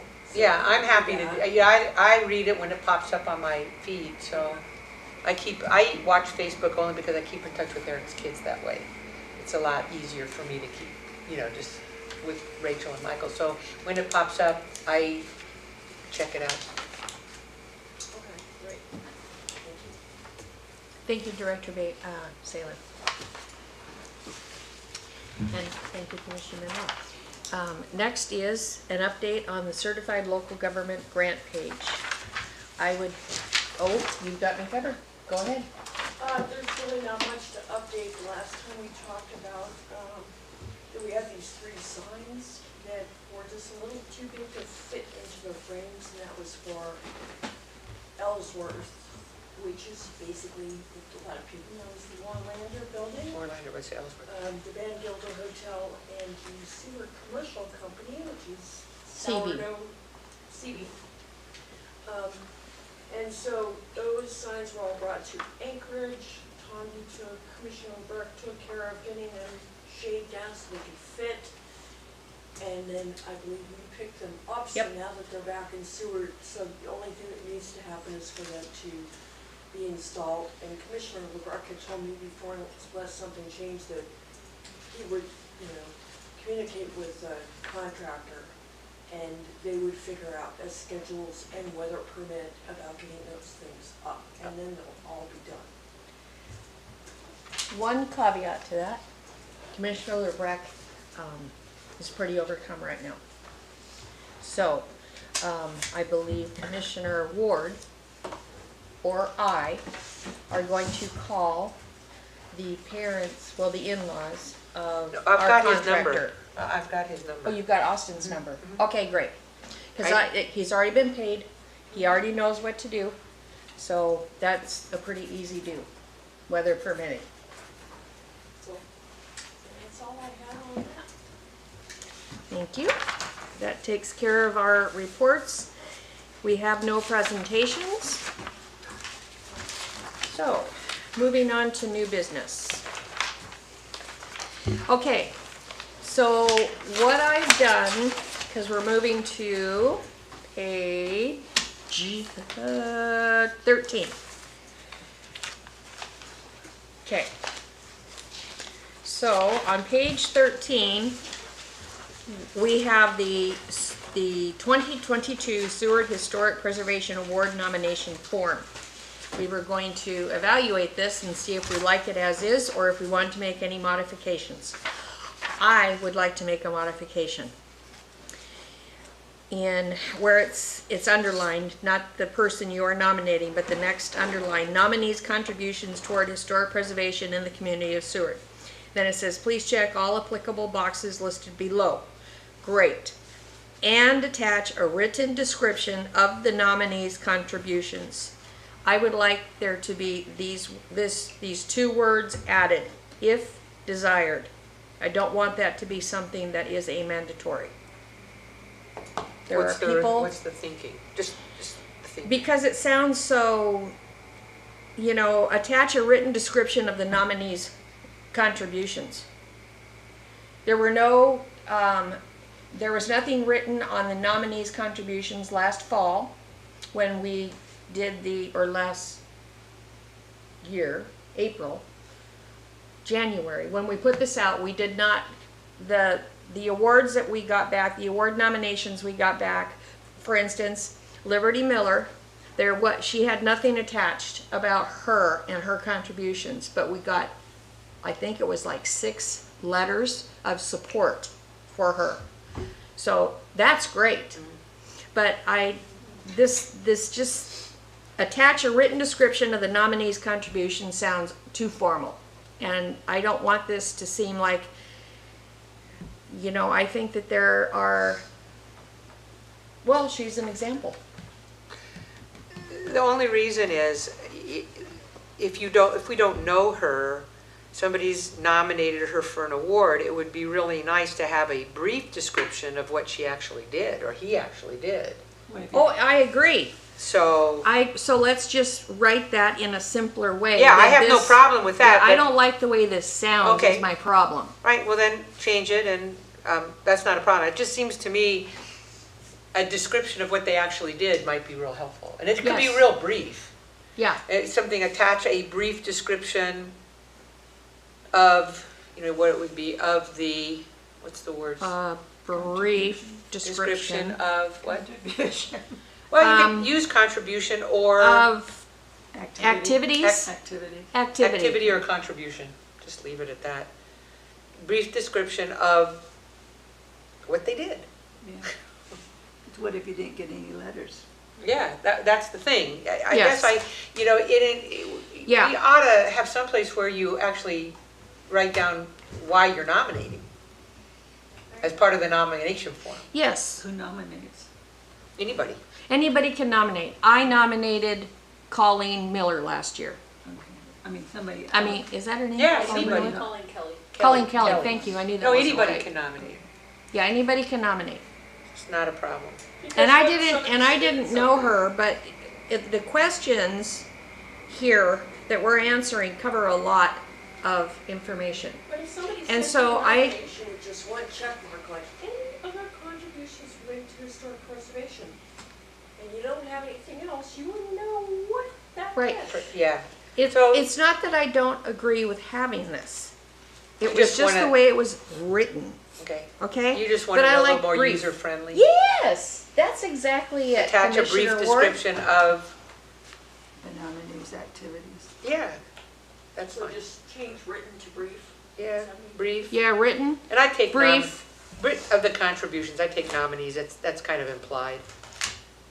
Yeah, brief description of the contributions. A brief description of contributions. So what kind of award do they get? Oh, it's a paper award. It's a nice award that the mayor reads before the public and the Advocacy commission, and it's nice. It's nice, and it's something that they can go and they can frame. Oh, There's also the plaque in the hallway. Right. They get their name engraved. okay. It's just nice to acknowledge when folks have done some really neat things, and I think, you know, we don't just give out one. I think we had 2 nominees last year, and we gave Yes. 2 of them out. I mean, Yes, we're not gonna choose between the 2, we just want people to start acknowledging that people do really cool stuff in this community. and it's another way for the Historic Preservation Commission to be out there in the public view. So, Okay, so, for Clerk Baloo, are we clear what we would like this to be? Yes. Do you still wish to require the nominee's signature of consent? I thought that was an option. is that something we need to have, or? I think you should let the nominee know they've been nominated. Absolutely, but I don't think that we should have to have their signature. Because for instance, you make it a I check mark? nominated somebody via email, Can you make you know, it, and they don't have, you know, at their home, and they don't have a way to, you know, sign and scan it back. What if they don't want to, they don't? This particular person did not want to be, so they let me know. Okay. But they would not have been able to sign this and return it unless they mailed it. And we want to make things as easy as possible for people. what you say, But I agree with, Yeah. they have to consent. Yeah. For sure. so take signature of, Change it to nominees verbal consent. or just consent, however it's done. Yeah. Well, we do need to change, I mean, we need to be clear. Yeah. Nominees consent. And it could be a check mark. Nominees they've been consent. contacted. Just remove signature of. I'd even take verbal out and put date in there and take, you know, just, because all you need is a check mark or date of contact or something.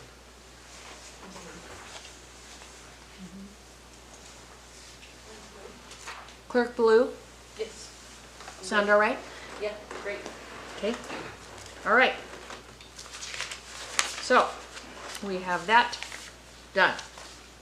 Now, And oh, sorry. I'm sorry, I just want to be clear, but are you ready to, once this is modified, you're ready to start noticing? Yes, we'll do that in January, Nominations are correct? Not till January? Okay. Thank you.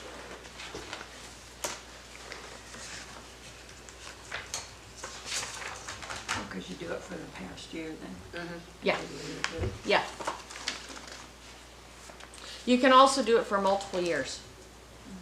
And I would advise each of us to go to our own site, website, because past recipients, past awardees are listed. And there have been several that have been repeats. So I'd like to avoid that. We like to get as many new people in. Exactly. Because there are plenty of people that have contributed that are not listed.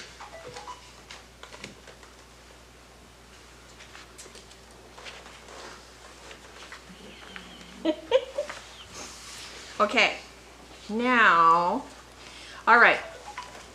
so, page 14. This is our 2021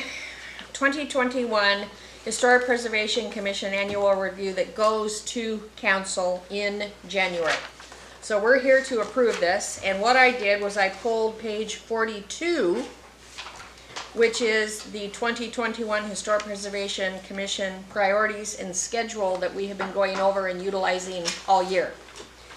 And so from that, and from memory, because these tables were created last year for the first time. So there were things that we learned and that we did out of order and found that were more appropriate. And so that's what this annual review and month by month is. And where the information was pulled, as well as my brain.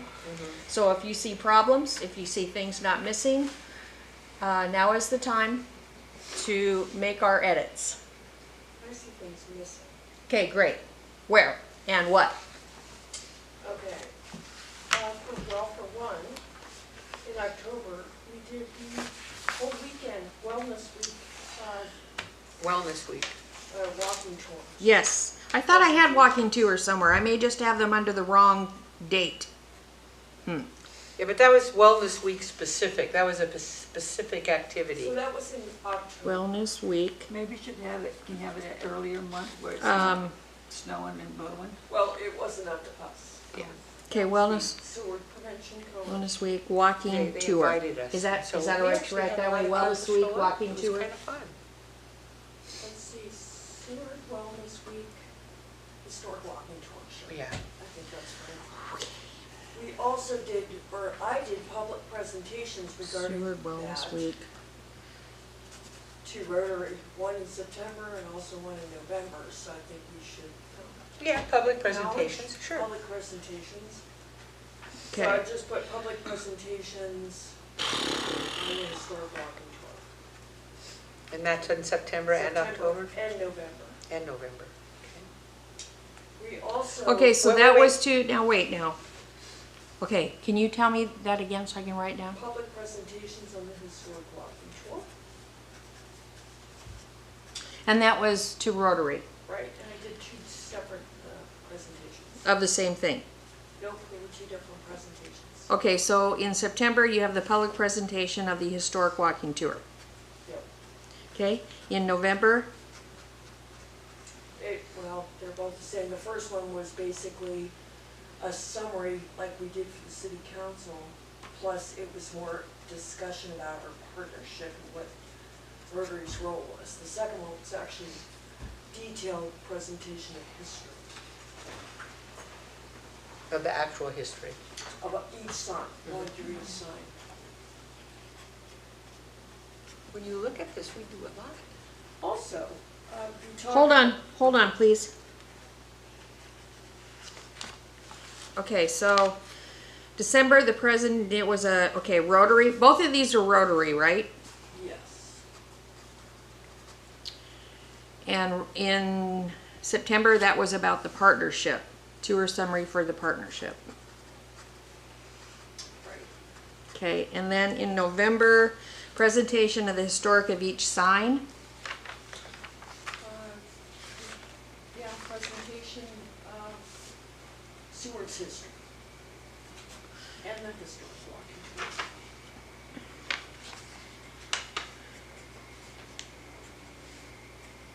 And so this was a review of the walking tour in November.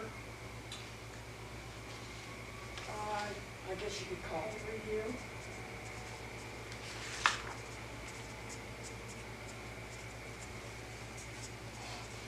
Okay, so I want to make sure I'm right so that our clerk knows our additions. September, public, before notary, and its partnership, public presentation for the historic walking tour summary. Yes, and to Rotary. Oh, I thought I said Rotary. Okay.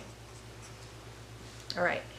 And in November, you did a presentation of the history of Seward and a review of the historic walking tour. Yes, that sounds good. Okay.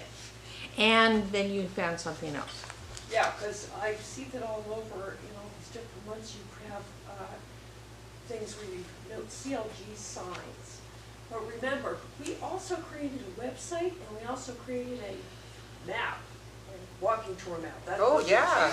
two huge things that we did in addition. We should actually, I don't know. Okay, now if we wait. go report Okay, to so city that council, was- we should pass the We maps did this out. in June. Okay, so when So did I we would create say the sign? I would just put it in September because it was right before, when we did our city council presentation, I think it was September. That was June. No. June 28th. Yeah, okay, so then in June, I would say development of historic walking tour website. We should have maps and hand them out to city council. And then we did. Did we already do that? We did that. We did that But June that was a 28th. draft. That was a draft. That was a draft. We have 2 new council members. Oh, okay. Okay, so Now wait. Say. Development of historic website in June, and also the So- maps. We had draft maps that we gave at our celebration. But they were not complete, so I would say. So you want to wait on those and put them where? I would put them under probably September, completion of historic walking tour maps. Completion and printing of historic walking tour. Completion and printing.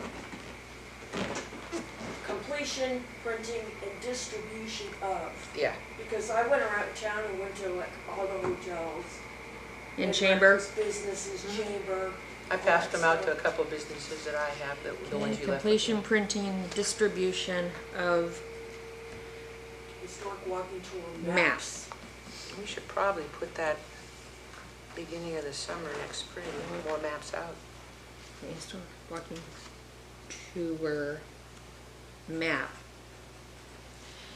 Madam Clerk, are we being clear enough for you? Well, I'm gonna actually ask you to, send this to me after you modify it. Okay. Since it's gonna be your report, I need to get it from you. Yeah. If Mary you don't Ann? mind. Can you do that? Uh, Can you just put these edits in here exactly the way you want them? If you send me the electronic document. I can do that. I can do that. Okay. Thank you. I'm gonna sneak one. Okay, so now, do we have more? Okay, so for December, we're reviewing this, but we also have done, we haven't voted yet, but we're doing the boundary, right? The Yeah, well, historic, Is that on the agenda somewhere? Or you're putting it on? I'm there? putting it on here because it's part of what we're doing in December of 2021, Sure, do it. right? We also did some planting at Hogan Park, Sue and I. Remember Sue? Oh, we did. We planted lilacs. So let's see. When was that? June?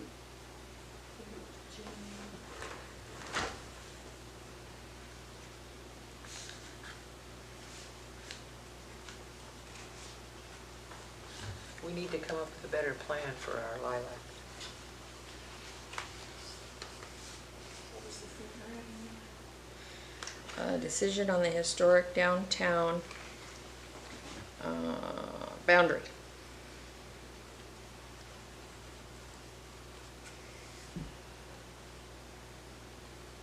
Which is Jefferson, 3rd, 6th to the Bay. Okay. All right. Okay, so when did you guys work on the lilacs? I think it was June, and you need to put that, you put flowers out there too, Well, okay. So the flowers went out in May. okay? Because we do take responsibility for Hoban Park, and we're gonna do more work with Hoban Park. Well, yeah, the flowers and the urns are annual.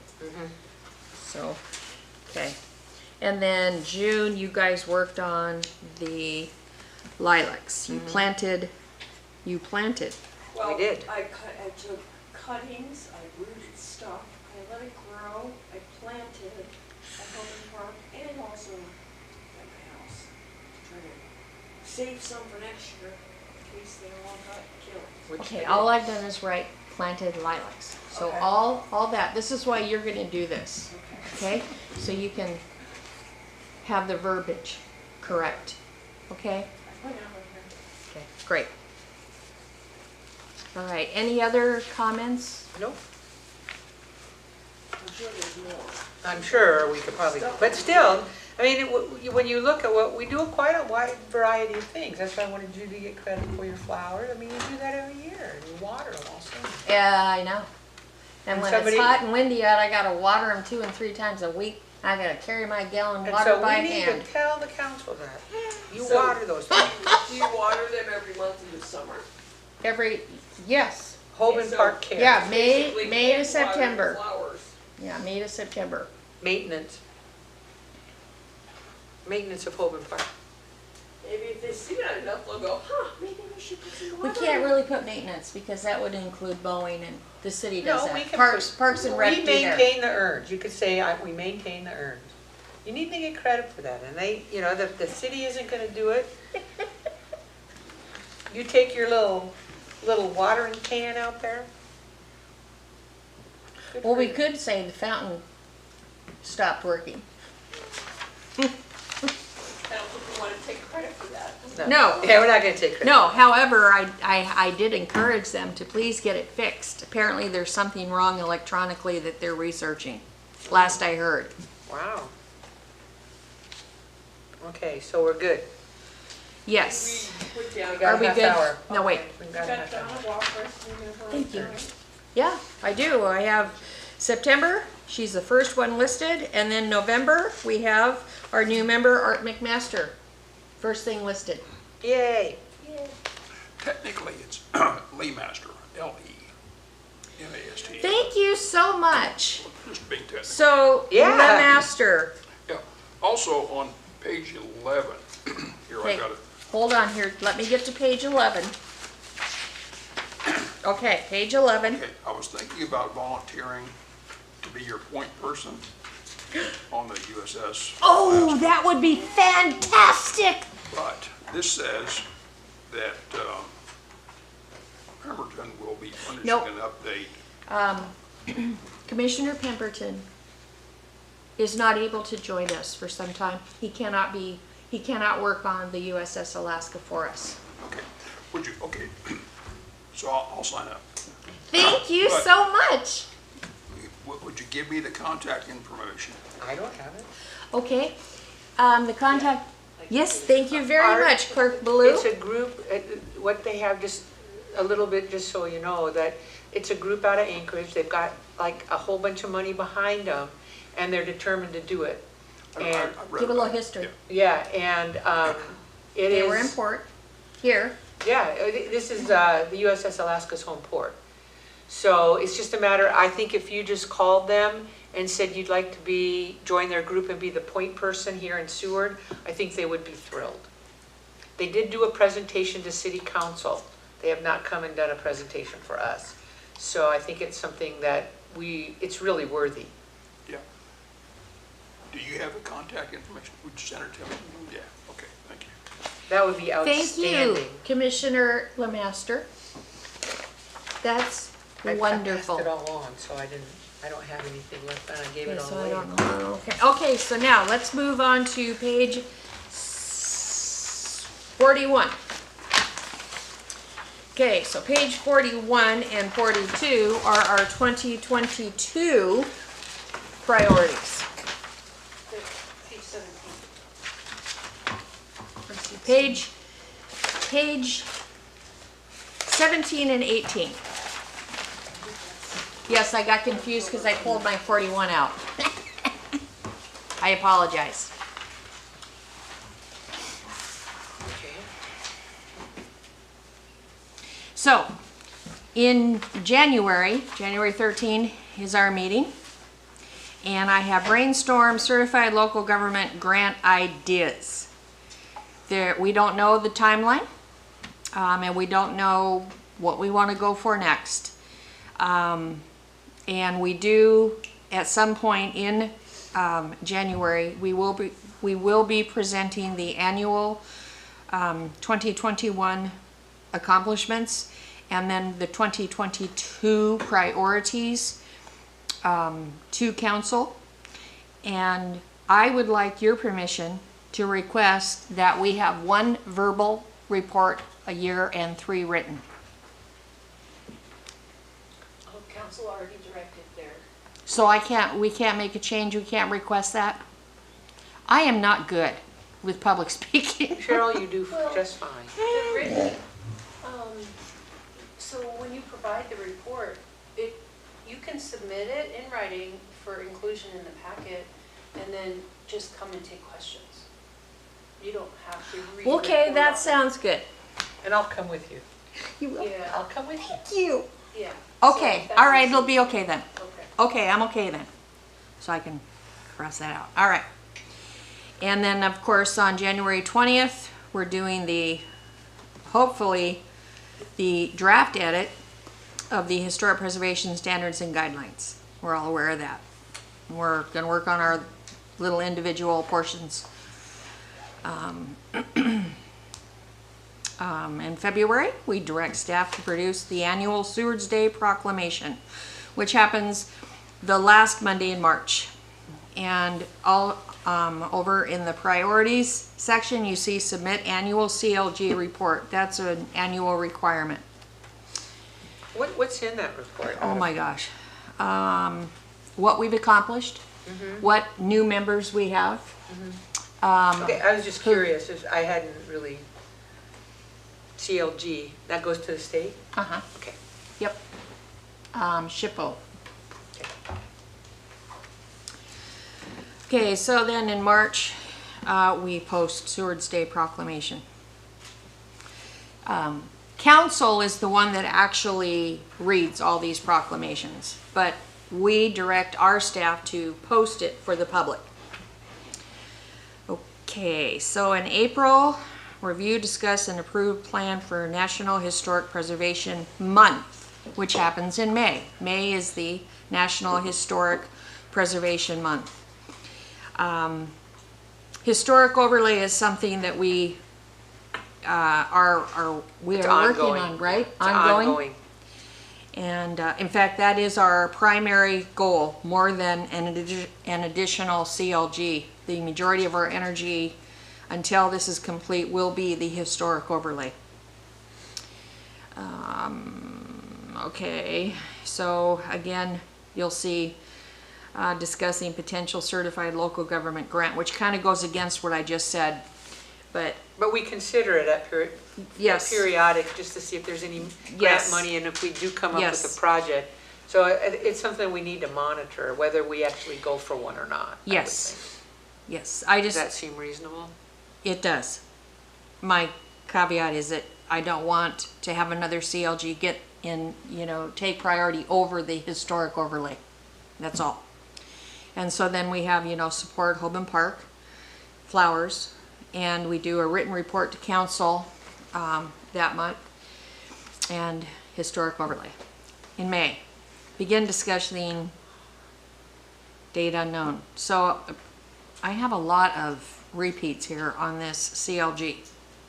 So I don't know if we should just like X out this, or it's an ongoing, at the very back bottom, Vice Chair Ward and I have an ongoing tasks and projections. I think And it in probably- fact, the very first thing is generate ideas and set priorities for new CLG grants. So everywhere where I have that written here, I think we can Probably pull it. just pull it. Okay? Can I just say something real quick? Absolutely, you can. For the 2 new commissioners, what we did was we put this together so that, because when I first came on, there was just all these things that seemed to be automatically happening, like awards and things. So we've attempted to put them in a chart and then track what the general business that we're supposed to do every day, then what our new priorities are, and then the results end up being the report. So everything that we're doing, you should be able to see in advance. And you should be not surprised when it shows up on an agenda. And again, when Cheryl puts together the report to council, we fill in the results column. So, and this only was implemented last year for the first time, so it's a work in progress. We'll probably need to adjust things, like you just pulled the CLG grant and put it in another place, because we're trying to make this a working document that keeps us on track. And we'd like it, Madam Clerk, monthly, so we can track ourselves, please. And so then maybe I don't run into problems like I did with, obvious things that Commissioner Benoit and Ward pointed out I missed. It's just, Okay, because so there's a another lot we thing have is- to do. So in January, which we talked earlier about, our clerk posts a public notice to solicit historic award nominations. Those come to us in April, and then they are actually awarded in May. See, we missed those last couple of years simply because we didn't know. Right, right. Now we're on top of it. Okay. So in the priorities column for May, we're going to carry out whatever our decision was in April, for the Historic Preservation Month.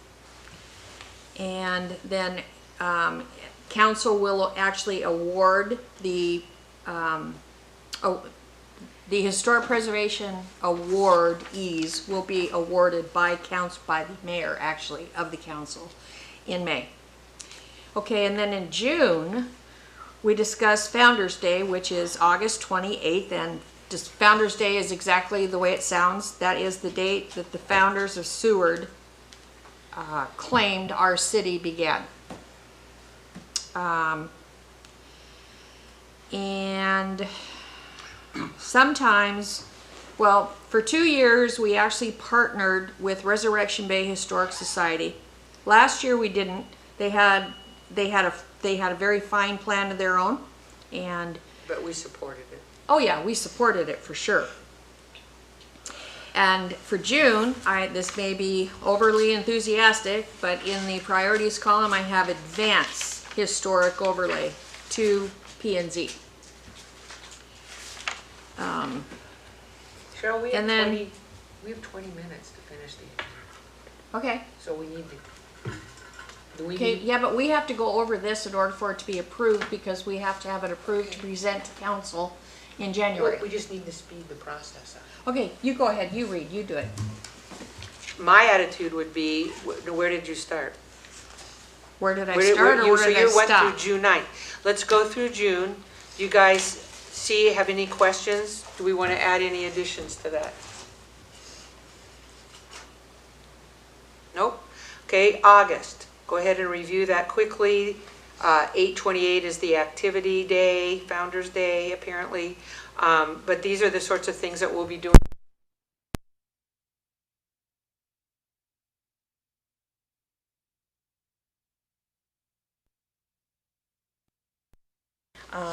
Hopefully this year, an updated historic, Seward Historic Preservation Inventory List. Okay? Is that all the houses? Yes. And has that been addressed up here somewhere? Is that in our priorities? Is it in our annual business? So it gets on the agenda. I just don't want to come to August and find out that we don't have it. No, it's not. It's on the annual business list, Okay, so where is it? Up here? August 11th. No, that's when it's No, no. supposed to be submitted. She's referring to when are we going to work on it, so it's It needs to ready. be put somewhere so we don't forget it Well, at the so last review minute. And revise as if it happens then. Okay, what month do you want to do that? But right now. Review and revise. What month is light? How about March? I was going to say, that looks really good. Okay. Inventory list. See, that's why I like this. This is gonna, all right, anything else? Okay, September, award structures and sites to Seward Local Register. Well, first we What is that? research. I know, but I don't know what that is. That's based on researching structure sites and promote and nominate to Seward Local Register. So if we find sites that we want to do that to, then we actually award them. Right, well, the point being is that And we're it's a gonna, written, and we, oh, sorry. Go we're ahead. gonna review and revise, and give to SHPO. Is that the same sort of thing, so that we? No, You can't this use, is you can't Seward, do, this is Seward Local Register. right. And what are we sending to SHPO? SHPO is in August, and that is the Seward Historic Register. Inventory. Right. Inventory list. What's the difference between the two? Can't you do one at the same time? No, Save time. no. Why, what's the difference? Go ahead, Clerk Blue. I think the historic inventory list is that big spreadsheet. Right, it's that big spreadsheet, yes? Yeah. And, The Seward Historic Register is a separate process, it's the, is it not part of that, though? No. uh, These are what's awarded, Sure. historic properties. You have a national Yeah. register, and this is the Seward Register. Right. And the inventory list is what's in the back of this plan. No, I understand all that, but what I don't understand is why they're two separate things, if they're both inventorying buildings and structures. But they're not. yeah, the historic list is not an inventory per se, it's, It just says research structures, sites, and promote and nominate to Seward Local Register. That seems to me to be structures and sites. What is that Oh, different than the I think inventory? that came up at a recent meeting, the last HP meeting or 2 meetings ago, where the commission wanted to start looking at local properties and deciding if there are new ones they want to add to the register. Because we haven't had a property added to the Seward Register since 2017. Yeah, several years. And I think the intention there was to maybe nominate some new ones. Right, so we're talking about that inventory list. No. The way I see it is the inventory list is like this spreadsheets, like all the info we have in historic sites. The Historic register- houses. Right. Registers, like Buildings. these ones have actually been pulled from there. Right. Nominated and given a plaque to put on the building. Right, and see, that's exactly what I thought, that it's one list, one register. Now, we can pull stuff Not for every- awards. Not everything on the inventory has a plaque. That's right. And we pulled ones to nominate. So basically, you have the review and revise, and the inventory that goes, and then we have a discussion as to which ones we want to pull from there to award a plaque to. Correct? Or is it's a completely different list? Yeah, you can use your inventory list. Yeah, that's what as a source document right. for the Right, historic register. rather than maintain a separate one. They're two separate. Why? You have a list, for instance, Brown & Hawkins is on both. Brown & Hawkins is it's on the National Historic Registry, and then it's also on the Seward Historic Registry. It's one form with those historic properties that are formally on a register list. Right. This is just an inventory of all the historic buildings. Right. But they're not on the list. But the point being is that why can't that be all inclusive? They are on the list. Yeah, see, that and so it's like this. You have an inventory list. You have national, you have local. It's the same list. You just simply how you No, organize It's only a it. local one. The inventory is local. I see your point. It's the way it's always been done. I'm proposing a different way of doing it to make it easier and quicker. Okay, so in March, we're actually going to review, revise, addition, we're gonna add, Right. okay? Right, So and- then you're saying, because it's gonna be ready to submit in August, we pull from it at that point to nominate. So we don't have to continue to do research, structure, site, and promote. We have a list already done. And we can pull from that what we want to propose for Seward. We have one list. The problem is when you have 2 or 3 different lists, you get really confused as to what buildings are on one list.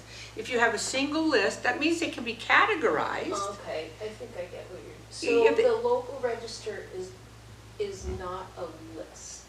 The inventory is the list. Is a list, but why can't, what is the local register?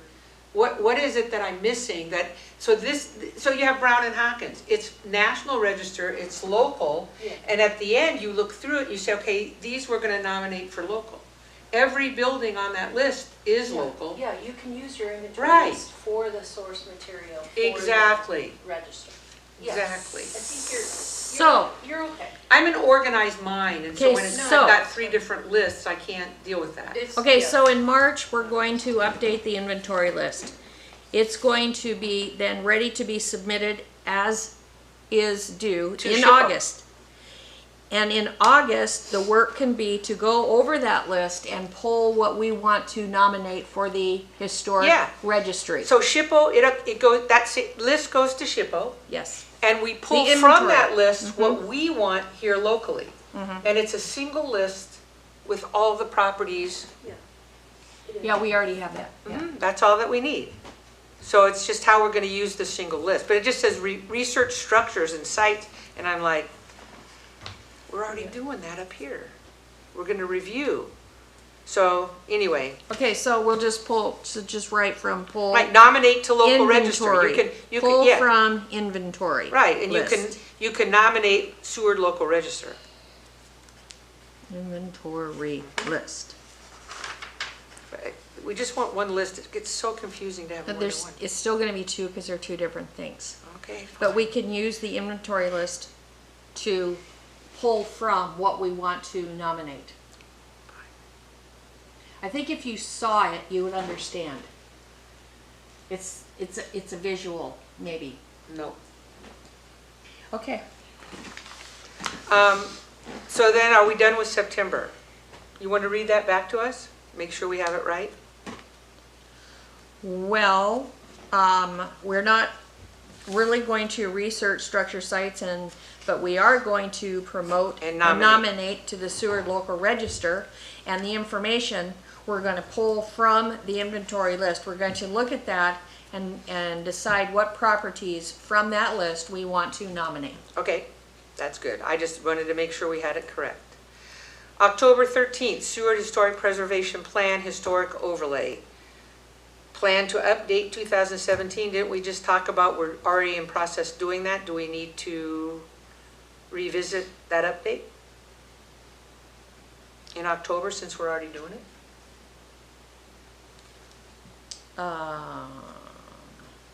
Is our work session, we kind of Yeah. agreed. Yeah, so that could be gone, right? Right, because we're already doing that. But the historic overlay stays on. Yes. So, Wellness week get added on there? Wellness week should. you know, we don't know for We're sure. not in control of that, so. Okay? Educate historic value, economic value of historical places and buildings. Present overlay to council. So is that still the historic overlay? Mm-hmm. Okay. Everybody happy with that? December 8th, review annual results and priorities, or just December, schedule annual report to council. So that's what we're doing now, but just a year from now. Yes. Great. Can I ask a question about the scheduling? So here in January, it shows the meeting and the work session, and the meeting being on the second Thursday of every month. Right? Is it the commission's intention to carry on the process as you've had it in 2021, where you have a work session and then you go into the meeting? Or will you be meeting twice a month for a meeting no. and a work session? In January, our regular meeting happens. We do our work session before the regular meeting on the 13th. Okay, And then January 20th is a special work session to work on, just a work session. yes, to work specifically on On a the project, standards and right. guidelines. And then February and onward, it's work session followed by meeting, just like Yeah, you've been doing. always, it's always that. If there's an extra work session or a special meeting, Thank you. And then the last box on page 18, ongoing tasks and projects. So these were things that didn't really have a month, but these are things that we didn't want to get lost in translation, like the USS Alaska, like the Jesse Lee Memorial. Right. The only one I might address is the Jesse Lee Memorial. Are we going to table that for a little bit and just kind of follow it, simply because nothing much is going to happen until it's abated? I think we need to stay close Okay. with P and Z and their progress, Okay. because they are probably going to be creating things, not being able to implement, but, until the land is ready. Just Would this be decide. a place to add, consider the residential, Sure, That would be a place to put it, yes. residential zoning? zoning. Historic Historic residential. spot zoning, spot boundaries. There we go. Historic, So these were, residential. like I say, these were just ideas that we don't want them to get lost. They might not be any action on them, but we don't want to Okay, lose them. historic, Sue, residential, on spot, November 10th. boundary. November 10th, I was reading those words, Uh-huh. and I can't get the words to make sense. Educate the historical value, economical value, and of historic places and buildings. That's in our resolution. Probably not stated like that, though. Just the words. I can't- would just think it would be more of the educate, the Historic public value. on the economical value of historic places and buildings. People don't understand that there is such a thing as heritage tourism. And so that's what that is, I believe. Am I interpreting that correctly? Yeah. So I'm gonna send this to you, Heritage tourism. Educate the and then you public. can send it to Brenda. I can do that. Oh, no, On my wait a minute, you on don't my have a phone. computer problem. No, but I can do it on my phone. Single No, things it's a like lot this. work for you. It's- I know, I need to get a computer. I don't have a place to, I'm just so technologically sad. I'm just afraid to take this back and do this and not do it right again. No, you've done fine. You've done a really good job. No, but I mean with all the edits. You know what? I've I got, can- I've got some notes for edits on this as well. And I want to mention in March, just to give you a heads up, council will be scheduling in March a joint work session with each of the boards and commissions. Okay, So good. that'll be like a half an hour on a Monday, probably, because it's a work session, so I don't know exactly what day. But it'll be a half an hour and council will have that time. And that's where each of To the review- commissions, Yeah. yeah, Your okay. priorities. The other thing I'm gonna pencil in for, under the annual business for January 13th would be your resolution of these priorities. Oh, we have to do that annually, because I told Sue once is good enough. Every We have to year. do it annually? Yeah, every year, well, just like you're doing tonight, you're setting your priorities. Yeah, for we the just year. have to write it up. So when this commission approves their own priorities, that's what you'll present to council for that work session and stuff. This is what I thought we were presenting to council. It will come to them, As- I'm gonna take this content and we're gonna put it into a resolution for this body to approve, Okay. for Oh. yourself. And can you include this Okay. as backup, just so? Sure. Okay, yeah. Okay, Yeah, Everything has to be resolution. okay. yeah, I sit corrected. yeah. Some more. No, you've done it. Stop. Okay, so the next thing is, where are we? Are we at the calendars? We already went through the boundary. Oh, no, we need to vote on the boundary. We all agreed, but we need to do a formal vote. Is that correct, Clerk Baloo? Well, your next item. Review the downtown Yeah, review. this. central business district zoning definition and map. We at least reviewed the map. We talked about the zoning, We- but But in terms of, I think what we just need is a motion to approve the boundaries that we are gonna, that, and the rest of it is still up in the air. yes, But we a can. work in progress. We can approve the boundaries that we're going Yes. to work with the downtown, the already established downtown boundaries. So I need a motion and a second, please, for approval of this boundary for the downtown historic business district. I'll make the motion There that you we use the existing downtown historical district boundary as our, for our historic business district. And I'll second that motion.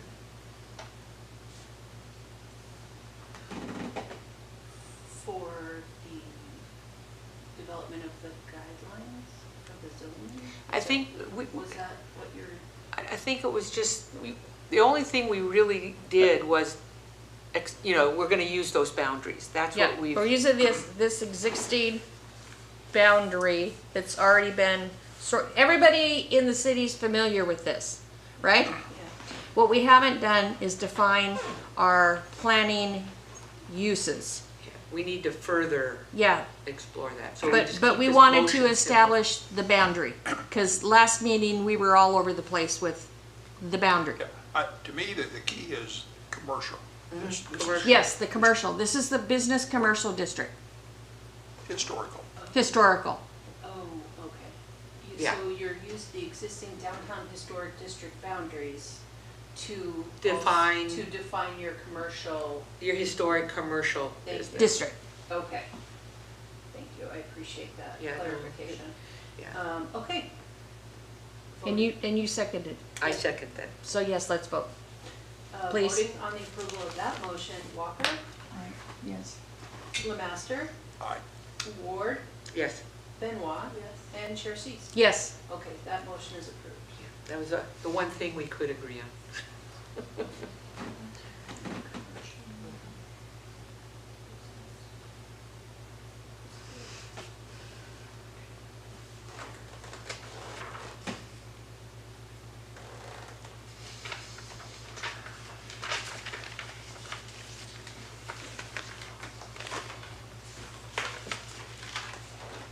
Okay, are we moving on? let's move on. Where are we? 7, discuss, you could turn that over to me. Okay, I'll turn it over to Vice Chair Ward.